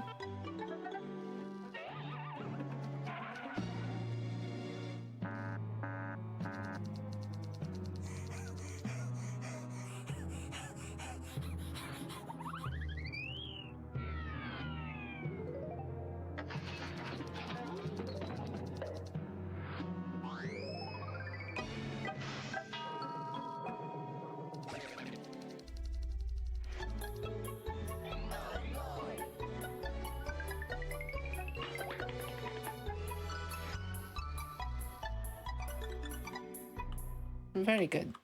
All right. So, we go into the first level. This is New York. If you know the NES game, Noid, you might recognize this because it's pretty much directly inspired by it. We got the same sort of gimmick with, cycles and rising and lowering water, and like a similar level layout. So yeah, it's just like pretty simple cycle-based platforming. Here's a little skip. Instead of going around and on top of the container there, just gonna wall run on the backside. And this will allow me to catch this cycle, which is the fastest one you really can do. And yeah, that is gonna be the first level. We're gonna get our yo-yo and go to deliver some sweet, sweet revenge, as the cutscene said. So in 100%, the goal is to collect all the pepperonis in every single level and visit all 3 chicken dinners. So yeah, we'll be doing that. We'll be doing a couple of skips and glitches throughout as well. And yeah, just gonna enter the first proper level, which is Swing Factory. I'm not going to miss this pepperoni for once. Oh my god. Oh no. That's what happens when you forget about the category you run in. Very, very quick in this game. You just spawn right back in, which is very nice. It's always the last ground you were standing on, so it's very convenient. And here comes the first sort of glitch of the run. This is a tether boost. I've done it before once, but that one's like really, really obvious. So what happens is on the Noid tethers onto something, he grapples onto it. Uh-oh. Okay. And then releases the grapple and jumps soon after. He gets a little boost in height, and that helps, speed up some platforming. Yeah, there are a lot of little things like that in this game that just make it genuinely one of the best 3D platformers I've played, and just a really, really fun speed game at that, especially when you have these pretty open levels with just mechanics that you can optimize. It's super fun. Oh my god, I am not doing too well. So what I'm trying to do here is talk to this NPC, Greg, and fall into the hot cheese. And what that does is it allows me control over Noid while talking to an NPC, which normally isn't possible. And now we're gonna do some funky stuff to just teleport over here. Spectral, would you like to explain that? Sure, while you're doing this Please do. painstaking puzzle. So the whole text storage itself, regaining control of Noid while in a dialogue, is unexpected. So what happens when we finish a dialogue is that game puts us in a walking state, which is, it doesn't check Noid's condition. And it turns out that if we close the dialogue while we are midair, the game starts to break a little. And it becomes really noticeable when we jump from an object and then we close the dialogue as we are on top of another object, and the game tries to make sense of things by combining the 2 different objects' positions and try to snap Noid to some location based on that, which is super broken actually. With any percent root, all we do is grab the first storage and just go directly to the final level. That's how broken this trick is. Yeah, it's like the main glitch of this game, and it's really, really awesome. Yeah, you can do a lot of really wacky things with it. Just pretty recently, the stage domino dungeon, this big, difficult platforming gauntlet was just kind of broken wide open because another usage of the text storage was found. Well, it's not really text storage, but the same effect, the warp that it causes, was used to just skip the entire level from the beginning, pretty much. It's pretty broken. So now we're just making our way through the rest of the factory. You saw me like wall clip with a box there to skip a puzzle. That's just like collision being good. And yeah, that was also the first chicken dinner, which you might have missed because we don't actually have to talk to the chicken dinner. We just have to like go near it. For the most part, collision is like more of a suggestion in this game. Yeah, it really is. Alright. So we're getting out of the factory.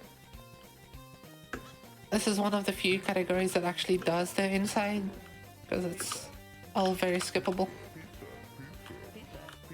Just one tether boost to the top, and it's Yeah, gone. it's like a minute of gameplay just skipped. Probably more than a minute. Yeah. And we're on the point of no return after this zipline. Can't go back to the main island of sorts. So if I miss any Ronies on that part, that's unfortunate. Yeah, the game does not keep track of the Roni, so if Rhythm misses any of them, she has to go back to the level and play it all over again and collect every single one. Yep. Oh, actually got that one. Yeah, these platforms are such a pain to play with. They're awful. Yeah. They move really fast, and the hitboxes are really tiny. And it's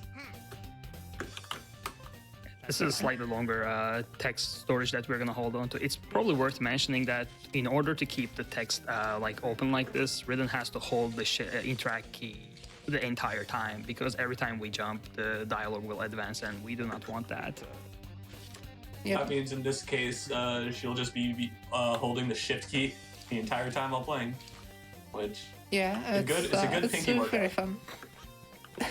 For sure. Alright, so we're coming up on the end of the level, and if I did everything correctly, we should hear a jingle here. There we go. Very nice. We got the pepperoni passion, which means I got all the pepperonis on that level. And now the pizza box has turned gold. And also the pizza tower that's being made is also going to be made out of gold. So there's 3 main levels. That was the first one. Now we're moving on to Plazanet, which is not the optimal order that you could do these levels in, but to do them optimally, you'd have to play through the whole of the hardest level in the game with text on screen while collecting every pepperoni, and frankly no one wants to do that. Yeah. No one wants to watch that, so we'll just not. Yeah, one day, if the world record requires it, that'll be the day that this category is over. Yeah, pretty much. But for now, I'll just lose like 10 seconds on hub movement and carry on. So now we're out of bounds on the second level, just by doing a couple wall jumps. And we do that to sort of do this part of the level backwards, because the routing just works out better this way. See. Just gonna fall in, actually. Still one bright. These pepperonis are really annoying to grab. But yeah, as for the routing, the idea is I want to do a certain warp that will put me pretty close to the second half of the level. So I want to clear out the first half first, and then do the warp. Which is what I'm gonna do. I want to sneak this in before you advance the dialogue, but one upside of having exactly that, when you dab, Sprite of Noid also dabs, which is the one upside of having having the dialogue open. Did we mention that that this game has a dedicated dab button? Yeah, I feel like that's pertinent information. Yeah. Kind of forgot about it. That's something I glossed over, but I'm glad I did, because now I get to be surprised with everybody else. Yeah. Perfect. And if you're a controller user, you get to have analog dabbing because it's trigger controlled. Yep. Oh yeah, very true. Your analog dabbing, you can hold it halfway, you can do 3/4, any degree of dab. It's all available. No wonder why it was game of a year. Mm-hmm. It was ahead of its time, It actually. really was. So So yeah, we collected everything on the sort of surface level of the first half of this whole level. And now we're gonna go to the underground section, underwater section. Say hello to Ken. Bye, Ken. And yeah, move on. Got a couple Maronies here. There's a key here that normally you're supposed to use in this part of the level, but I'm actually gonna save it and use it later. And that will save some time. And I'll skip a really annoying platforming section, so that's good. Just head on into the core of the planet, which, as we all know, is made of pizza. The pizza ball. It's true. And yeah, now we'll be doing a warp called the Fortnite. We collected all these. Yep.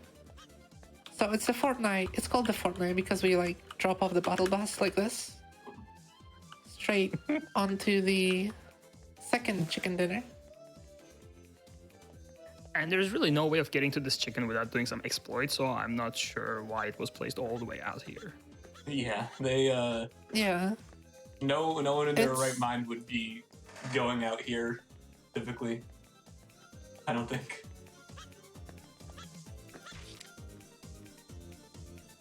I have no clue. Like, I'm pretty sure they put it in because on an older patch, someone accidentally went out of bounds there. But then they like put a bunch of death boxes and invisible triggers around it to like not get out of bounds. So I don't know. But it's fine. We don't care about those invisible walls. And yeah, luckily there's gonna be no more text storage for the rest of the run. So the last level you get to enjoy in its full glory. And it's probably the most interesting level in this run. Yeah, There's a lot for of sure. really cool tricks and really cool platforming. Yep. So here on the Noid, there is a door that requires 5 keys, and there's 5 keys on this level, or on this part of the level. But we're not gonna be getting one of them because it's really annoying, and I have the key from earlier, which allows me to skip it. Oopsie. And you might have noticed the Surprise. Mario Galaxy mechanics, but some might argue that Noid, inspired Mario Galaxy. Still up for debate. Yeah, There's that it jingle. definitely did. There's pepperoni passion again. That wall jump is actually so hard. So, It's so fun though. I love going for it. Yeah, truly a swag strat, because you can lose quite a bit of time failing that. yeah. Oh yeah, for sure. Alright. Now we're going to the last platforming level. There's gonna be a boss fight afterwards, but we'll get there when we get there.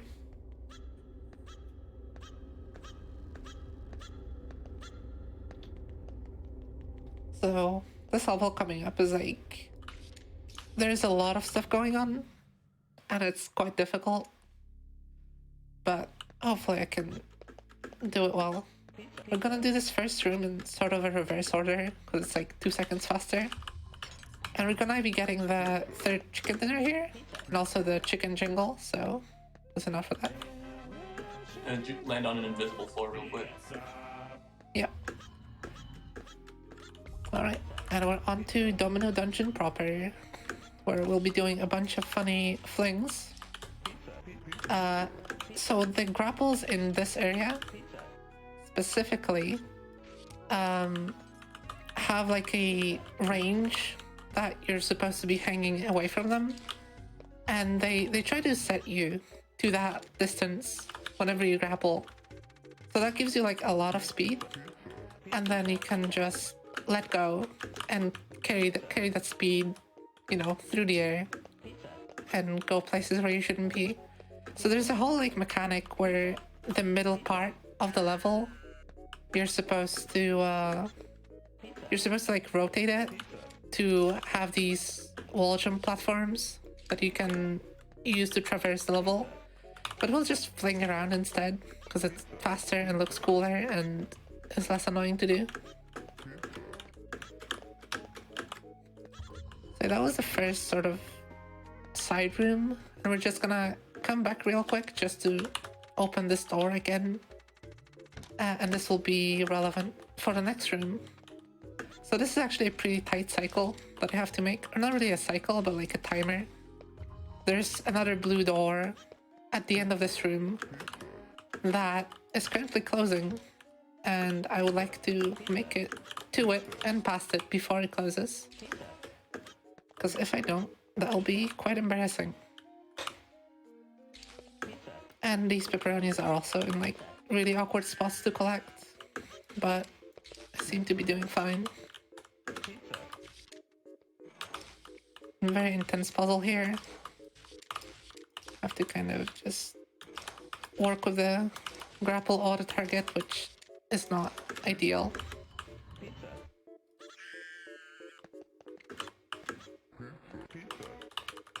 This is an NPC you can technically get text storage on, but It won't it's pixel like room. impossible. Yeah.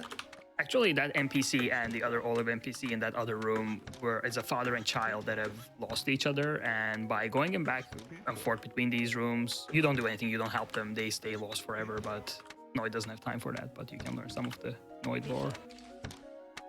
Oh yeah. There's The a lot of NPC dialogue in this game is actually like really good. It's a shame we don't really get to experience almost any of it. But we do have an all NPCs category for talking to all the NPCs in the run. Oh yeah. You can bask yourself in the Noid lore. If you love text mashing, it's the perfect category for you. Alright, so coming up here is the unfamous 2 IQ jump. It's called that because we thought it was impossible, and then someone was like, just do it, lol. And then we did. It's like 2 IQ. Just go for it. And to a lot of people, it's like the hardest trick in the run, but it's actually free, so Yeah, if I you don't use know a what they're keyboard, talking about. use a keyboard, it's an unfair advantage, but That's right. And so we're done building the Golden Pizza Tower. We got all the hundo requirements. Now we're just going to the final area. All the way at the top.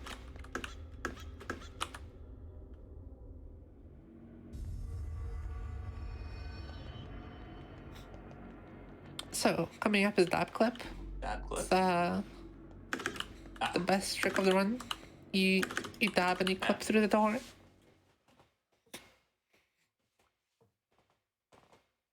It's actually a pretty fast one. So that trick is like really inconsistent. Yeah, it's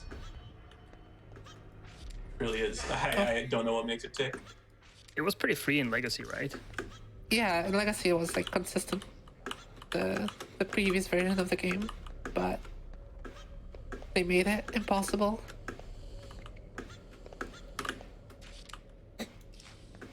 So yeah, if you know about a certain Domino's advertisement, you might recognize this character. I'm just gonna let you enjoy the dialogue.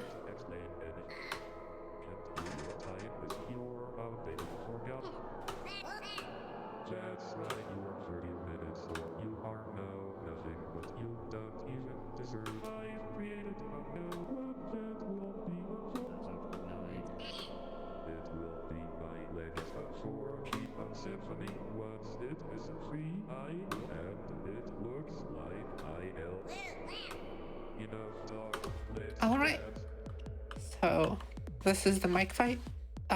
It has 7 phases, I think, each consisting of like a dodging phase and then an attack phase. So that was the first attack phase where we pick up dice and throw it at him, and now we dodge the blue floor. This arena says trans rights, by the way. Brew? Has all the colors. It's very based. Absolutely. Yep. And until this point, you may have noticed that we have never brought up RNG, as this game doesn't really have RNG. Well, Yeah. except the entire game's RNG is condensed into this one fight where there's like layers and layers of RNG, Mike's movement, the dice positions, these color positions. Everything is one level of RNG or another. So Mike is out here to ruin runs at the end of the game. It Yeah. runs so deep. It runs so deep. You can, you can lose or gain like easily 20 to 30 seconds, just even more sometimes, and it's like the most invisible time save because the RNG is just, there's so many layers of it going on at all times that it's almost indiscernible. Yeah. As you can see, the This is- dice throw is also RNG to some degree. So Yeah, the auto targeting is kind of shoddy at times. Not the best. Like, the best strategy is to just kind of stick in the middle and hope for the best. But time is coming up. I think this is the last throw. Yeah. So when I click away the last dialog box, that will be the end of it. So that is time. 2144 IGT. That is pretty good. that's really Yeah, good. That is pretty good. Considering I took a minute to show the intro, that was like 10 seconds of record, I think. Wow. Wow. Well done. That's nice. That's gaming. Pretty good. Yeah, that was Right. gaming, and that was a game by definition for sure. That was very much a game. Yeah. So, yeah. Hope you enjoyed. Shout outs to the Noiders. I kind of lied that the whole community is with me here. There's actually quite a few people, but we are the active ones. So if you would like to change that, if you would like to also become an active member of the community, we have a Discord linked on the speedruns.com page. So just go there, you know. And this is a You know great how it first works. speed game, in my opinion. It has really solid mechanics, and the tricks are actually relatively easy. Yeah, this game controls so wonderfully. Like, the movement feels really good, and it's just super intuitive. It's a very fun game, and I think if you enjoy 3D platformers, you would enjoy this one a lot, because it doesn't get much better in terms of For pure sure. platforming. Even if it seems like, you know, the like a meme, haha, funny red guy does the dab game, it's actually like a really cool speed game. Like, as Huga said, really good movement, really fun glitches as well. Just like overall, you know, tons of RNG at the end. It's a Yeah. perfect game. No, I'm not at all going to gloss over that I just saw Rhythm in the credits of the game, by the way. So big shout out for that. That's true. Also, Yeah, the that's- devs are really awesome. Yeah, it seems that way. And one of my favorite things. So obviously, you know, with Awfully Silly, it's a fun show featuring funny games and things like that. But the consistent theme that I'm seeing, even with just these first few episodes, is that these games might be awful or silly, but these runs are incredible, and there's a lot to them. So yeah, definitely shout out, and thank you all so much for being here. With an excellent job on the run as well. Thank you for having me. Of course, of course. Just wanted to remind everyone as well, the Frost Fatales game and volunteer submissions are now closed, but the One and Done-a-thon submissions are now open until November 21st. One and Done-a-thon is a new series of weekend marathons on the GDQ Hotfix where every runner only ever gets to show one run on the series. So think about what game you most want to show off in a showcase and submit that to us. You can find the information for this at gamesdonequick.com/hotfix. Yes, thank you all so much. We are going to take one last stretch break. You know, we've had a lot of dinner, we've had a lot of food, but you know, I think it's going to be time for a dessert coming up here in a few minutes. But let's get a stretch break out. Let's get some water, you know, cleanse the palate, and we will see you here in just a few minutes with our final run of Awfully Silly Snacks.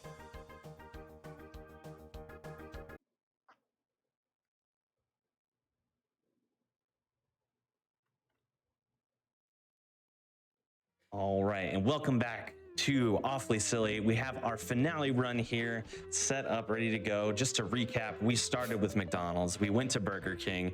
We took a stop and went out for lunch around the world, really. Then we, chased it down with some Domino's pizza, and finally, it is, of course, dessert time. And what better dessert is there than M&M's? And we have M&M's Shell Shocked here, run by none other than Violin. So go ahead, take it away. I'm really excited for this one. Awesome. Hello, everyone. How's it going? I am Violin, and I am joined by King Rhodes. Hello. Say hello. And we are speedrunning M&M's Shell Shocked for the PS1. I'm playing this on a PS2 because it's faster. But a little explanation for those of you who haven't seen this game. This is a very amazing, wonderful game with no problems at all. It starts as a driving simulator, and then it is heavily inspired later on by a game you all know and love. I don't even have to mention it; you'll see it right away. This game also has a very stellar soundtrack, but let's just get started, and we'll explain things on the way. All right, 3, 2, 1. Go. Best of luck. Thank you. The best part of the games are the cutscenes, by the way. Like any good run on this show is, yes. It really is. Unfortunately, we won't be showing any of this, but I might show one of them. So yeah, we have some driving levels here. As you will see very shortly, there are many traffic violations being committed at the moment. People swerving left and right, driving on the wrong side of the road. Tanker down. Yeah, I don't know what else to tell you. People passing red lights, motorcyclists being wrecked by cows. I mean, what? I didn't say that. That doesn't happen. But Rhodes, do you want to explain the story of this game? Do you remember And see if I I can go back in the memory of all. It's been about 2 years since about a year since I've played this game, if I'm not mistaken. So right now we are yellow, and we are driving to the M&M factory. So we have 3 of these stages here, and essentially what's happened is the M&M minis have taken over the M&M's factory. And it is our job as yellow to go through and defeat all these random levels and bosses that we're gonna see, and stop the M&M minis from like tearing stuff up. We're gonna see red and green in some cutscenes. Like, they obviously won't see them, but they're part of this as well. I don't know if any other ones are in this. No, I think it's just those 3. Yeah. But yeah, and red's obviously always, yelling at yellow to get stuff done, and invisible Oh my wall, God, I gotta got love it. There we go. The first piece of jank. The hitbox desync. Oh, What? Oh, wow. if we said this game isn't jank, you're about to see some more jank here coming out. That is a very rare glitch that Yeah. can happen in this game, where the hitbox of that car desyncs from the level and appears slightly earlier. And I just happened to hit it twice, so that's cool. Yeah. I think we're on the wrong show. That's never happened before. That might be the wrong show. Like I said, yeah. Like I said, this game is perfectly flawless, has no issues whatsoever. Beautifully made. Not a cash grab or nothing. Yeah, this game isn't trying to sell you on M&Ms or anything. I'll say this, I wouldn't change a thing though. Never. Oh, me neither. It is a perfect game. All right, so this is a second part of the level. Each section is split into 3 separate levels. We have more of these motorcyclists. They like to follow you, and I like to compare this game to I don't know how many of you guys in chat have played Super Mario Maker, but there are like really funny troll levels in that game. This game is essentially You're not wrong. just one giant troll. You're not wrong. One giant troll level. Yeah. They do put a lot of stuff in there. The motorcycles in the next stage are going to be a little bit more annoying. They'll like actually swerve around you and like circle you, and you have to legit dodge as you're driving forward. It's kind of nuts. Yeah, my best word of advice is just follow the boxes, and you will most of the time avoid everything else. I thought you were just gonna say don't play the game, but all right. Well, Everyone should play this game. We need It's a bigger perfect community. game. We need a community revive of this. Exactly. We also got a spring power up at the end there that's required to make that giant gap. Also, a cool little detail. The developers forgot to put in cool little details. For example, when you go uphill in the car, there's no animation. You just kind of clip upwards. And when you go downhill, you just bounce downhill. That cow just murdered a man. Just giant. Like, if you think, yellow's human size, and you have humans in regular cars, and the cow is bigger than the road, so. Yeah, the cow's head is like the size of the motorcycles. You just yeets them across. Munching on some ground. Yeah, rated E for everyone, by the way. Just saying. We have 2 motorcycles here. I gotta. I was gonna say I gotta watch out, but I died anyway. Just clip the wheel. And as you can see, we have a life count in the top right. So every time he grabs any of the boxes that has all of the little, they're really M&M minis in them. You kind of get 100 gets you a free life. Lives at once you actually beat the game the first time. Like, I remember getting game over a ton on my first casual playthrough of this. Oh yeah. Once you figure out what's going on, like lives are never an issue at that point. Yeah, we should never see a game over, essentially. And the blue gives you 100, so the blues are a free life, and they always basically respawn if you were to die anyway. So it's just kind of infinite. Yeah. Infinite cycles there. I wonder what other game gives you a free life within a box. I wonder. Nothing I've ever heard of. Seems like a novel concept. Yeah. This game is completely original. I've never seen this kind of gameplay before. But yeah, we're gonna just drive into this fountain, and the game. That's the entire game. No, we have more. This is where the fun really begins. So, can you guys in chat take a wild guess? What game is this inspired by? I wonder. So we're walking, we're spinning things. There are crates. I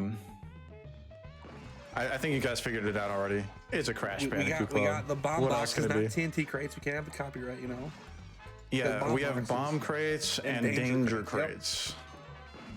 Yeah. This level, I believe, is called Milk Chocolate. These 3 levels, so you're gonna see a lot of chocolate on these conveyor belts and stuff like that. And I believe that was. I'm hoping which that was is really ironic, because it's really ironic because yellow M&M is made out of chocolate, but yet if you touch the chocolate in this game, you die. So yeah, I don't know. And like in later levels, the game doesn't really tell you what kills you and what doesn't. You kind of just have to figure it out on your own. There will be random sections on the ground that you just can't touch for some reason. Like these puddles of chocolate, you're not allowed to touch. Don't touch the chocolate. It's sacred. Chocolate belongs inside the shell, not outside of it. Exactly. And we also saw, I believe I learned this a minute ago, those brown boxes normally give you some kind of power up. And right now, if you look at the bottom right, we've got a helmet. And the helmet is basically our Aku Aku mask, where we're able to take 1 hit. Now, you can't stack these, unfortunately. So if you get a box that has another helmet, you get the sound that you got another helmet, but you only have 1 helmet. Yeah. The problem with getting the helmet is if you take damage, just the janky physics in this game can still kill you, because you just might get some crazy momentum shot in some direction that you're not. And just there we go. Like that. There we go. That's perfect. Like that. Perfect timing. Perfect timing. There it is. Just he gets hit, and then it just shoots him to the right, and you can't do nothing about it. So yeah, it's almost pointless sometimes to have an extra hit just because you can't control it anyways. Yeah, that was funny. All right. We didn't plan that, by the way. It just sort of happened. That's just the, All right. the 1-2 punch we have in M&M Shell Shocked, and that's just, we're on that wave. Yep. All right, part two. There's what, 7? There's 7? There are 8 total so sections. 24 stages that we have. Yeah. And also, this is a warning for everyone. This game has very difficult boss fights. Extremely. So, yeah, we'll explain those when and there's like a boss fight after each section. So Yes. it's pretty cool. I believe there's only how many bosses do you technically actually hit? Like where we make contact, was there one, and then Whoa, spoilers. No, we hit all of them. We do. There's no skips or cheese in this game. I wasn't talking about Absolutely skips. I was not. talking about, other forms of some damage there. Probably, I'd say like 3 or 4. All right, we're gonna get a speed shoe power up There now. we go. We're flying now. I wonder where we've seen this power up before. And again, if you get there's also like get hit with this, you're gonna fly. So we see a teleporter here, which is like the only time I think we actually use a teleporter in the run. Yeah. It's supposed to be like some kind of janky bonus stage. There's one other level, but you kind of that was a hidden teleporter, and there's a different level with teleporters you have to go to. Yeah, just a cool little shortcut. All right, this is the first boss fight of the run. Very difficult boss. I promise. I'm totally telling the truth. Essentially, you don't want to get hit by those chocolate blobs. Like you can stand on the chocolate, but you can't get hit by the chocolate that's falling from the top. How that makes any sense, I have no idea. But here's the fight. Requires a lot of skill. Claps around. We didn't have to fight him at all. Let's go. And you still did like half damage to the boss, and we didn't even have to fight him. Yeah. We just completely skipped that. You can jump basically what looks like you're jumping out of bounds. It has collision on the backside there. So you can just run around the boss, and you still hit it like 3 times. Just running past it normally. Very difficult boss fight. Very challenging. All right, this is another 3D platforming crash level. These conveyors have a really weird property, kind of like real life physics, believe it or not, where like if you were to jump off of a conveyor that's going against your momentum in real life, you wouldn't jump as far forward. Same thing in this game. However, I don't know why I did that. However, in context of video game logic, that doesn't work very well. It just means the controls are extremely jank, and to gain speed, you just jump off of the sides here. Because the sides of this conveyor don't actually move. So, but when the conveyor is going the same direction you're moving in, you can jump in that direction and gain some speed. It's pretty cool. One thing I guess we haven't noticed, we haven't said is you see little blue circles on the ground as well. Those are our checkpoint pieces. So obviously, just like with a lot of games, if you die, you go back to the last checkpoint, or if there's like a part where you can just get to, the blue spots are exactly where you'll spawn back into. This spot can be super janky because you can actually go through some of the boxes, like just randomly. At the beginning. And all of the ground there is basically the floor is lava. The floor is actually lava. Do a little damage boost off the danger crate there. Yeah, if you touch the blue floor on the side of the conveyor here, you die as well. And just the one checkpoint he saw a few seconds ago, he kind of ran off the side. You can die before getting the checkpoint because you just hit the blue floor and you die. Yep. And this next level is essentially the same thing. These more conveyors. 2 levels are some of the worst just because of the way the momentum physics works. Yeah, and also you'll see various enemies in this level just try to completely surprise you by coming out of random places. So this is the first time I think we've actually seen the spring where we're actually using it now. We're actually using this where you just get higher jumps going through there. Yeah. So that's the only 3 power-ups we got. We get the helmet, we get the speed shoes, and then we get the spring. Like that guy right there is just like, surprise. This guy's throwing a danger crate. Then we're gonna jump off this, get another spring, and I'm gonna skip this checkpoint because I'm not gonna die after it. The ending is like right here. I was waiting for the jump just to go right in between the conveyor belts there just a little bit. Yeah. As you said that, just waiting for it to come down. I was taking the timestamp down just in case we had to refer back. Yeah. All right, now we have another boss fight. This is a chase level where you run towards the screen. That's totally not been done anywhere else before. Never. But yeah, pretty tough fight. You hold down and hold down, and then you wait here and then hold down, and the boss is dead. Now the interesting part about this is if you actually can keep going and you hit the next TNT crate, the TNT crate can actually blow up as you're being teleported, and it'll kill you going in that next screen. I've had that happen a few times. Like I just kept running just because, and then you die. That's a funny glitch, but I had another funny glitch 2 days ago where it teleported me to the wrong place. I have not seen that before. I didn't know you could do that. It teleported me to the start of the first section, and I had to redo the boss. This is a very well designed game, guys. I promise. Yeah, this is where it gets a little hard. And you'll see why. We have a really cool strat coming up where we get some speed shoes, and it looks really cool because you go really fast. However, when you get speed shoes in this level, you don't see your character anymore because you're going so fast. So I'm essentially doing this blind, but I know where everything is. So I also knew where that was. They just patched those boxes in yesterday. Actually, I forgot to tell you. Yeah, they just got those in. I should have down patched the game. This is the 1.2 model. PS1 Online strikes again. That's what it was. Yeah, man.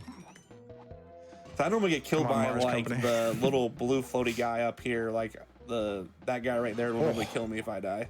Like I'll just be like, okay. That was actually that was pretty cool. That was very clean, very clean. First try. Yeah, that's how it's supposed to go. Yeah, first try every time. All right.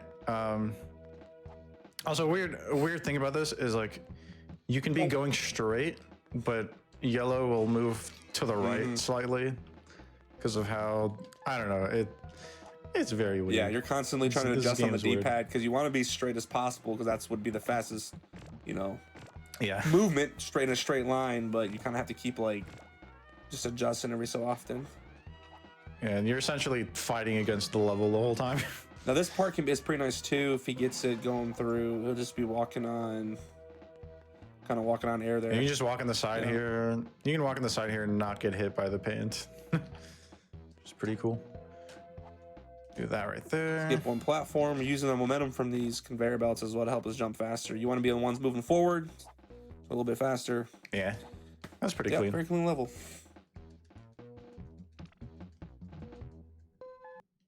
Yeah, these few levels hurt my hand the most because you just have to go diagonally so many times. But it's fun. Yeah, this level is essentially the same, except a bit harder. There are more enemies, more paints to watch out for. And again, just stand on the edge of the platform here. You won't get hit by the paint. The hitbox is really small for that. And I'm always trying to. Okay, you guys didn't see that. Ate the spin. He was just like, no, you can't spin me. Sorry. I'm always trying to move towards like on the conveyor that's going forward rather than backward. There we go. I'm gonna about to say, that would have been close. Yeah, that was close like there. I believe those are on like global cycles. I did believe so too. Yeah, sometimes you have to wait. That danger crate can be that's dangerous. killed plenty of runs in the past for me. Yeah. You just jump too soon and or jump too late and you just walk right into it. All right, let's wait. There we go. And your violin's making it look. He got the checkpoints that works. He's making it look easy, but even your momentum, even going left and right on those conveyor belts, like when you jump in the air, you can kind of get stuck in the air when you're jumping. Like you can't really. You're trying to move left and right, and you can't really even. So he's making it look relatively easy there, but it can be very finicky to actually where you're trying to go. Keeping the momentum the right way. I don't know what happened there. I guess I ran off. The game didn't want me to jump. Ate the input slightly. Yeah. But yeah. There's really weird moments in this game where the frame rate like increases or decreases. You'll see later. It'll become more apparent. But yeah, the more and more I see this game, I just always compare this to those hard Kaizo Mario hacks. That's about the same level of this. Yeah. That's what I always exactly. Never know what you're gonna get. Yeah. All right, we have another boss fight. This is just as difficult as the last 2 boss fights we did. Is this? Yes. Okay. Very, very difficult boss. So essentially, what happens is when you stand on those platforms, paint comes from the ceiling, so you want to get that to hit that. However, Alan's gonna go for the skip. You just basically shove yellow into the wall, and you just keep jumping, and eventually you're gonna get pushed over like you did there. Hopefully, it doesn't die. That was pretty. That was actually That was really, pretty really fast. quick there. So you got to skip the whole boss fight. It does save a little bit of time, but obviously, the longer you're there. Yeah, it's. I'm convinced it's random, but it's. I don't think it's random, but I think it's random. With as much what I mean? timing and testing, I've known that too. I would agree with that a little bit because you can be in the same spot you feel like and get the same jump, and then it just doesn't work. We've spent so long trying to find a setup for that, and we could not find anything consistent. So if anybody's good at that in chat and would love to just hey, let's make this boss fight consistent. Hey. Okay, I'm actually jumping over that enemy on purpose. If you spin there, you can fall through the floor. And then that conveyor belt underneath the won't catch you and you just die because you're like off screen. Yeah. Nice. Clean fall there. And this is actually one of the shortest levels. And this is another instance of the teleporter where you're required to take the teleporter in this case. Yeah. I'm gonna get that for safety. Because if you're off on a weird cycle on this part can actually be a little challenging because this part here can have a weird funky timing with the danger crates. Yeah. Oh, all right. I don't think I had to wait there, but that's fine. All right, and then that short level is followed by I think the longest level in the game. Is this so? Yes, I believe so. Yeah. There's like 3 layers. And I didn't even notice that. Yeah, I never don't pay attention to that. Yeah, like the shortest level, then the longest level. The thing about this level is there are a lot of checkpoints that we skip that are also really far away from each other. So if we die at any point, it's very punishing. Yeah. Like we're about but I should be You fine. can't catch that cycle there. Like that's actually like. Oh no, my game cycle froze. Just kidding. My heart sank for a second. You fooled me for sure. Yeah, yellow M&M doesn't have an idle animation. Oh, so, and I'll go back to the beginning. That jump is crazy tricky because you have the helmet, right? So if you jump too low, which I believe Linden there, he just like falls in the gap. But if you jump too high and you hit it, you can get shot through the ceiling too as well. So it's just like a weird jump, and you can't really go like left and right because you're in the side scrolling 2D kind of section there. So it's just like, what are you supposed to do? And you're just hoping you get lucky and get through it, to be honest. Yeah. But again, and if we got that checkpoint there, you'd have to wait for that piece to go down and then back up. Yeah. As well. And we don't like waiting for not at all. cycles. This is a speed run after all. This is a speed game. Yeah. This is one of the speed games of all time. Games of all time. You can't say any better than that. Another checkpoint right there. There's a teleporter on the bottom left there, but it's actually faster to die, I guess. You're not supposed to die. There's another platform right here. There we go. Okay. First try. I don't actually normally do that. I was thinking that you're in the other section where you go left. I was like, well, you're going the wrong direction. All right, I'm gonna play it safe here. I don't have a helmet, so okay. Or now we're about maybe More halfway enemies to spin. Yeah, this is about halfway. And now the frame rate is like double for like a second. It's weird. I don't know how this game is coded, but I mean, better job than I it's would have very done, weird. but I mean, like, it's okay. I just got a checkpoint. checkpoint. There you go. Perfect. Awesome. All right. So this was the section jump we I thought you were do about to do. Yeah. right here. All right. Okay. Yeah. Now we hold the left and get teleported. There we go.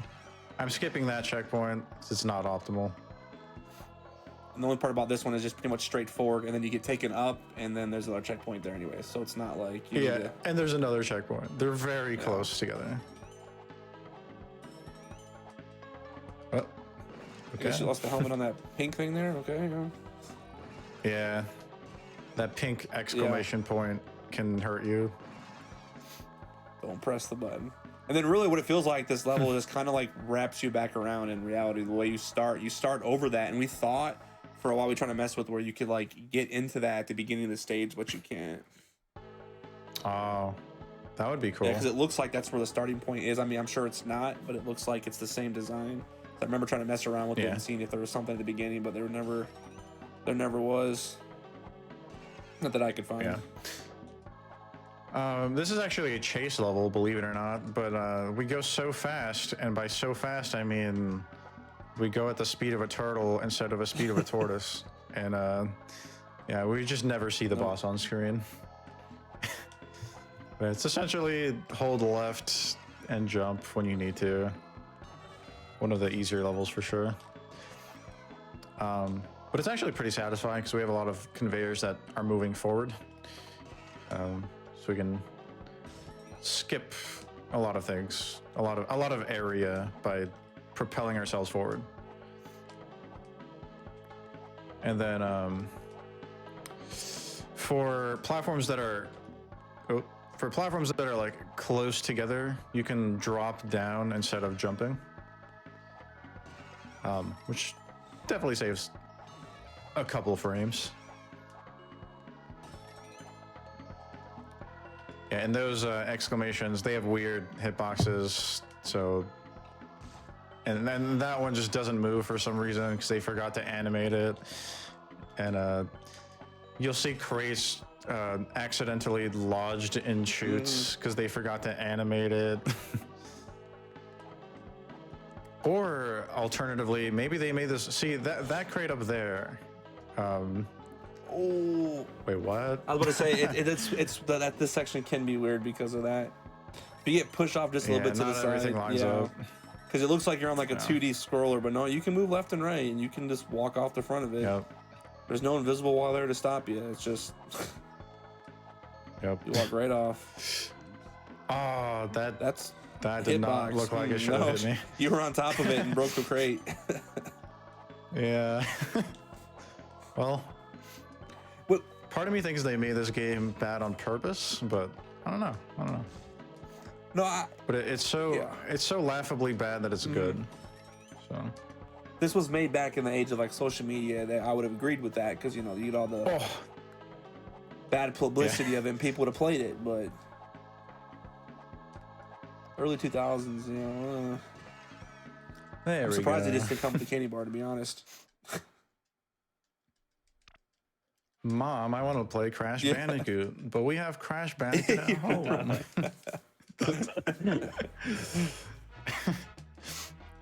I need that meme now. I need it. All right, these are fantastic levels. Gets really hard now.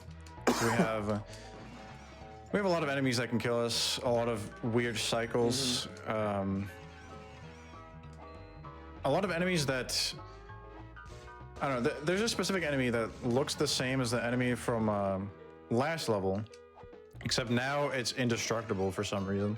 So we have to watch out for that. This game has no consistency.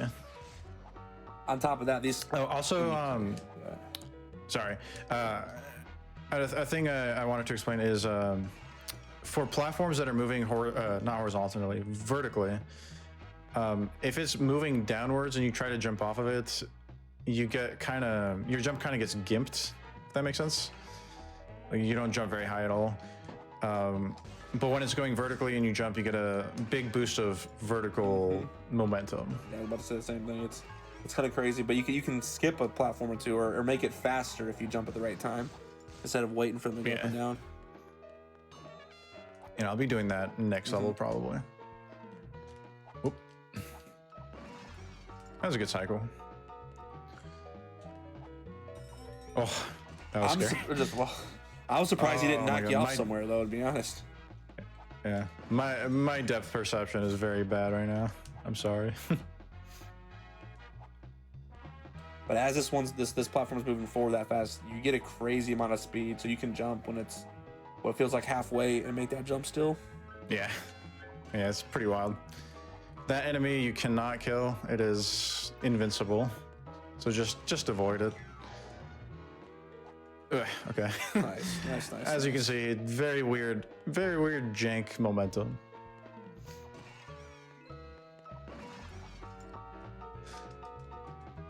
All right, that's the end of that. Trying to remember this. Oh, this is one of the harder stages. This is probably, I would say, one of the third hardest stage, maybe, because the last two obviously are kind of nuts. Because this is the last. Sure. Is this the last platforming stage for a while. Yeah. I'm gonna wait for this, and then I'll be able to skip the next platform. Boom, just like that. That's pretty good. And then there's an enemy here to watch out for. Yeah, I'm just gonna slow down. And this guy kind of trolls you a little bit. Like, he kind of comes at you, but then doesn't come at you. You go fast enough, you just pass him like you did. All these enemies have very weird movement patterns that make no sense. All of our bomb crates, just, Yeah. Let's see if I can make this jump. It's pretty tough. No, I have to wait. And that guy can be finicky too, and you're gonna see when I'm coming up, like, they just go side to side, kind of based off where you're at a little bit, and he can hit you, and then again, once you're in the air, you get super jank, and it's just not fun. Exactly.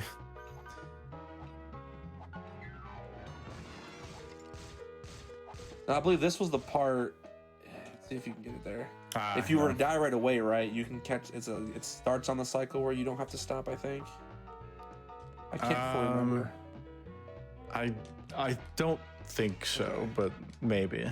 It might be another global cycle that's based on like an internal game timer. But then again, I don't know if the devs would be able to program something that complicated. And here you almost, I feel like almost it. this might be like camera cycle based. So I feel like I've never made that cycle ever. Yeah, me neither. I'm not gonna jump until it starts moving upward. There we go.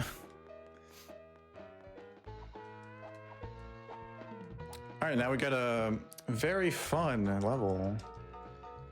Very Resident Sleeper level. If you guys want to, take a short 1 minute nap, it's totally fine. Because we have a color matching minigame where we have to match colors of crates.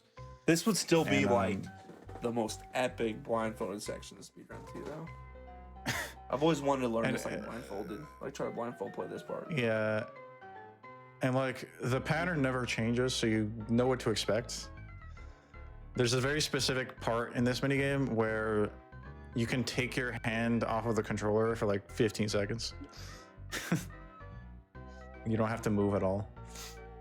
Now, I will say this. Also, Violin also had a glitch happen in this when we were running this game that I've never seen. He's the only one's ever happened to, where the camera just stops following. Like you can still play still play a level. The camera just stops moving. Yeah, the camera guy just quits. He's had enough. Lakitu decided to stop and then the game crashes when you reach the end of the level. Yeah.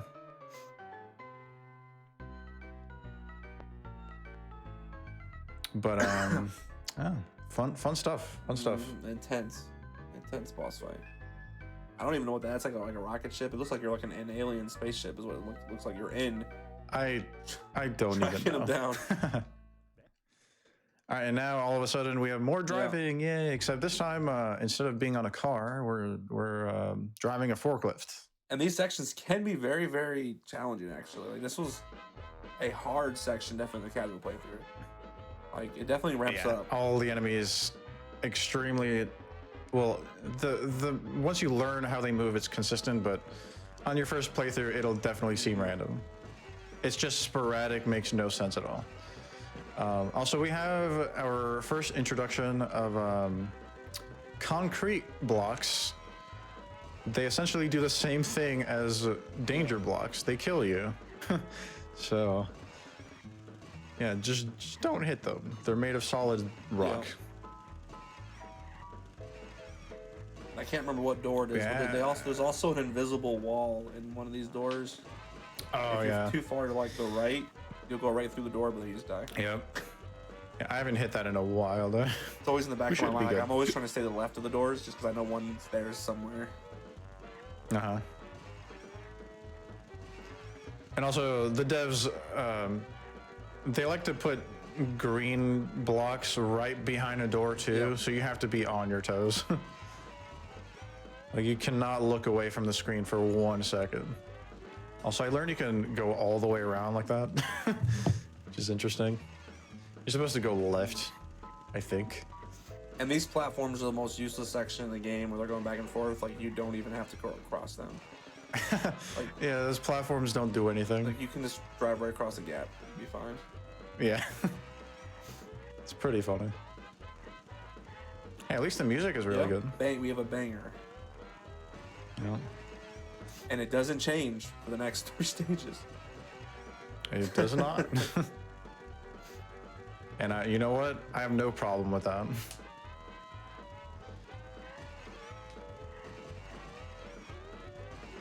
And yeah, that's There part we one. go. Part two just ramps up the craziness. So Now this would be a great time. We have any donations, you know?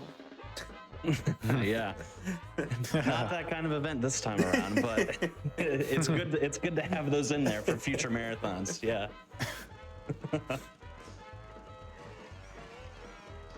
This is a reminder to all of you wonderful people.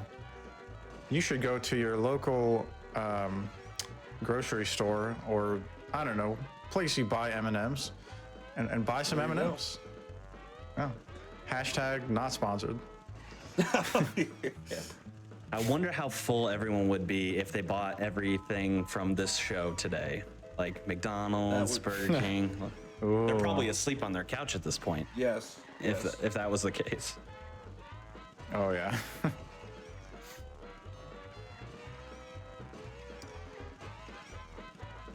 All right. I like how that platform doesn't start moving till you get close to it. And again, I like that blue platform there was like, the gap is not even wide enough for the platform, basically. Like, there's no way you could even not be on the platform if you didn't want to be on there. Yeah. And there's one platform coming up that just does not line up correctly, and you just drive over the gap. I think it's this one one. of these, yeah. Yeah. All right. Right there. It's like it's just so blatantly obvious. They don't even bother hiding it. I don't know if that's on purpose or an oversight. I don't know.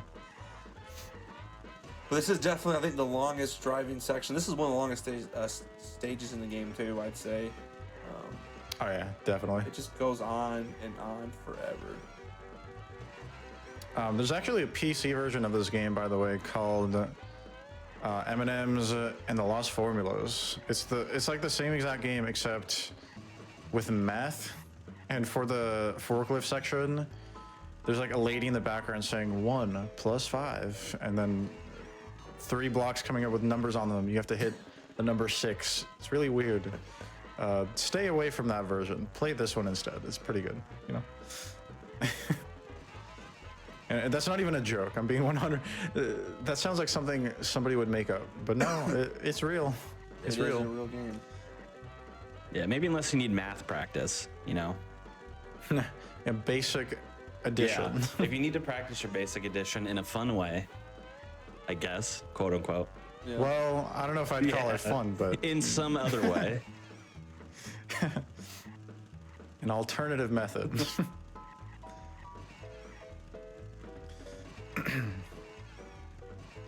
Wow, that is. We actually have one more forklift level. One more. It is a boss fight, but like not really. Your goal is to avoid the random falling blocks. And the cool thing, well, it's not really cool, but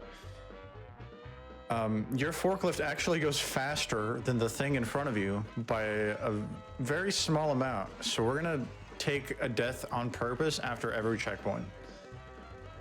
because if you don't take an intentional death, you'll be so close to the thing in front of us by the end that we won't be able to see anything.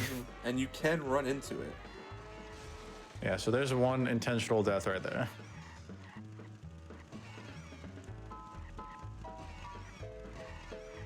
Again, I have to remind you guys, this is a very well-made game. It's one of the games ever. And again, there's no randomness to this either. It's always in the same order the boxes fall. Yeah. But again, you can be closer to the cart, so the boxes that fall out are still closer to you.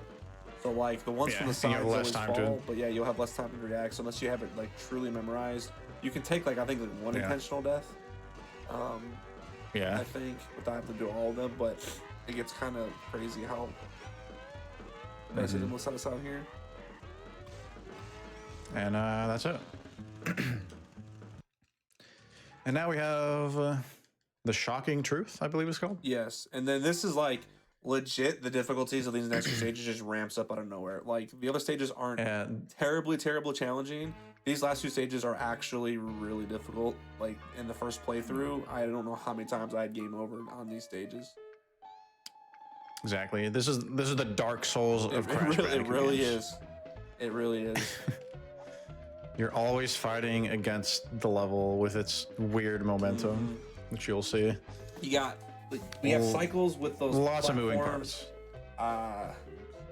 Just okay. jump on a guy and just die. I mean, it's just like, and then if you take a death on a spot when you're used to certain cycles, then you're thrown off on cycles with the electricity you're gonna see coming up, which can then just ruin all kinds of pacing, and then you just get in like a death warp or a death cycle and just spiral constantly. Yeah. You have to wait for that. Okay. I mean, I've made that And you were 100 times definitely before. over it. And, yeah. It knows you're in a little marathon run. It knows. Yeah, we just want to show off more content, more of the That's all we're game, you doing, know. just more content. Yeah, more content. I'm throwing for Yeah, content. I was gonna say the same thing. Yep, there it is. Yep. We don't want the show to end. I mean, we're getting close, but There we go. Almost the that's same jump. exactly what I did last time. But well, okay. I'm just gonna spin here every jump because these enemies are weird. I don't know how I didn't hit that one. Getting a helmet for safety. Oh, also we didn't mention there are like little pieces that you can collect, and if you get all of them, it triggers a bonus minigame. We just want to avoid those. I wonder where that's from as well. I don't. Can't say I've seen that before. No, not at all. Oh, that was risky. That was very risky. Yeah, I'm gonna say wait. I think I'm if you gonna won, wait. I think you might have died there. Okay. Ooh. Oh, okay. Now we're on these platforms. These platforms suck a lot. Oh. If you jump on the really wrong do. movement, the wrong way that it moves, all your momentum gets killed there. All right, we got a checkpoint. Yeah. We're good. Now we're outside. This is okay.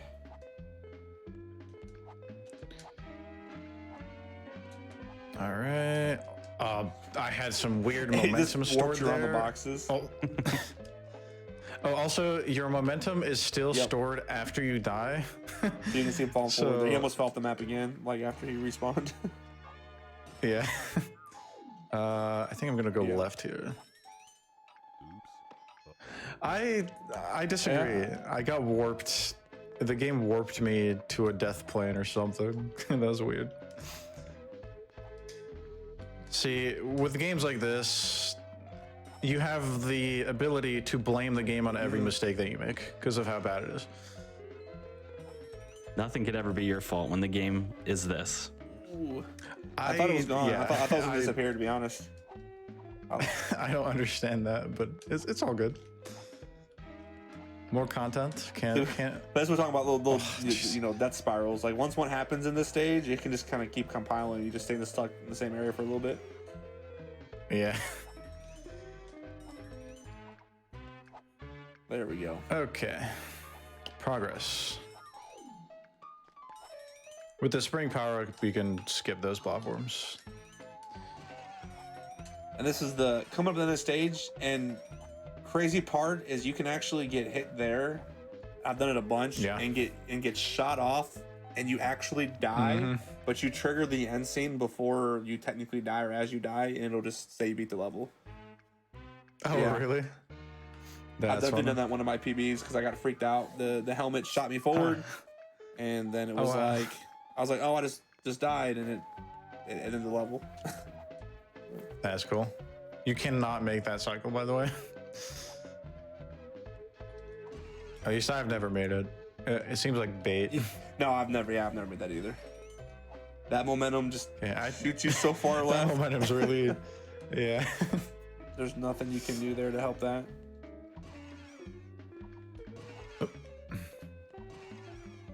At this stage, there's literally no, I mean, I don't want to say no ground because you're obviously on ground, but there's no, like, the entire stage is just platforms. You're just jumping from one spot to the next. So it's just a giant death trap waiting to happen here.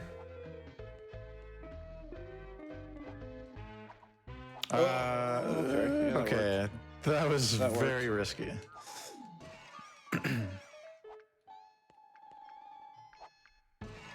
All right. But we are in the last platform section of the game. Oh, I could have made that. That's fine. His face. Oh my god. I'm gonna wait. I'm gonna pick up this helmet. Oh, nice. That's not a cycle that always lines up. Seems random. Yep, you just go underneath that platform. As long as you spin, you don't get hit by that and you go underneath that. Yeah.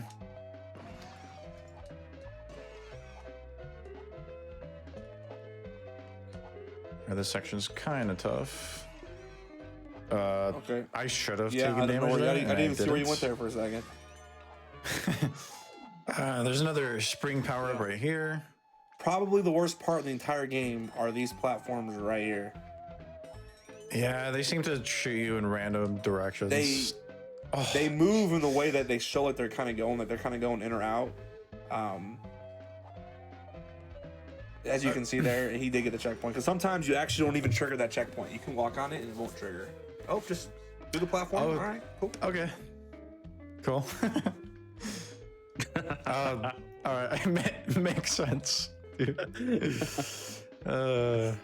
if you're not in the top left corner, the boxes just push you off. Yeah. Okay. We're getting close. These enemies are moving really fast. Yeah. Ooh. Okay, we're just gonna wait here patiently. Yep, and you don't move. There we go. But yes, jumping allows you, when you jump on a platform, that you do just jump straight up and down. Like, it doesn't actually move you. Yeah. But you don't have to move the direction it's going. That's the final platform level. And we're on to the hardest boss of the game. The final boss. Hardest boss in the entire game. Final boss here. So time will be coming up when Violent exits the state, when he goes into the light, when he sees the light. Yeah.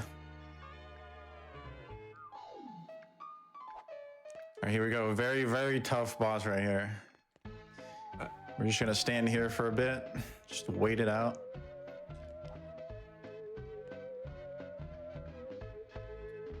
And you just keep jumping back and forth.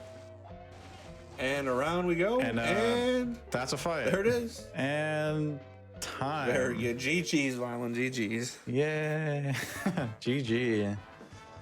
Well done. What a great game. Well, the best part of the game right here. We have to watch this out. Like, this is the whole story right here. They think they saved the factory. The wonders of teamwork. Yeah, they save the factory and then they go on a cruise because to celebrate. They're not going to melt in the hot sun.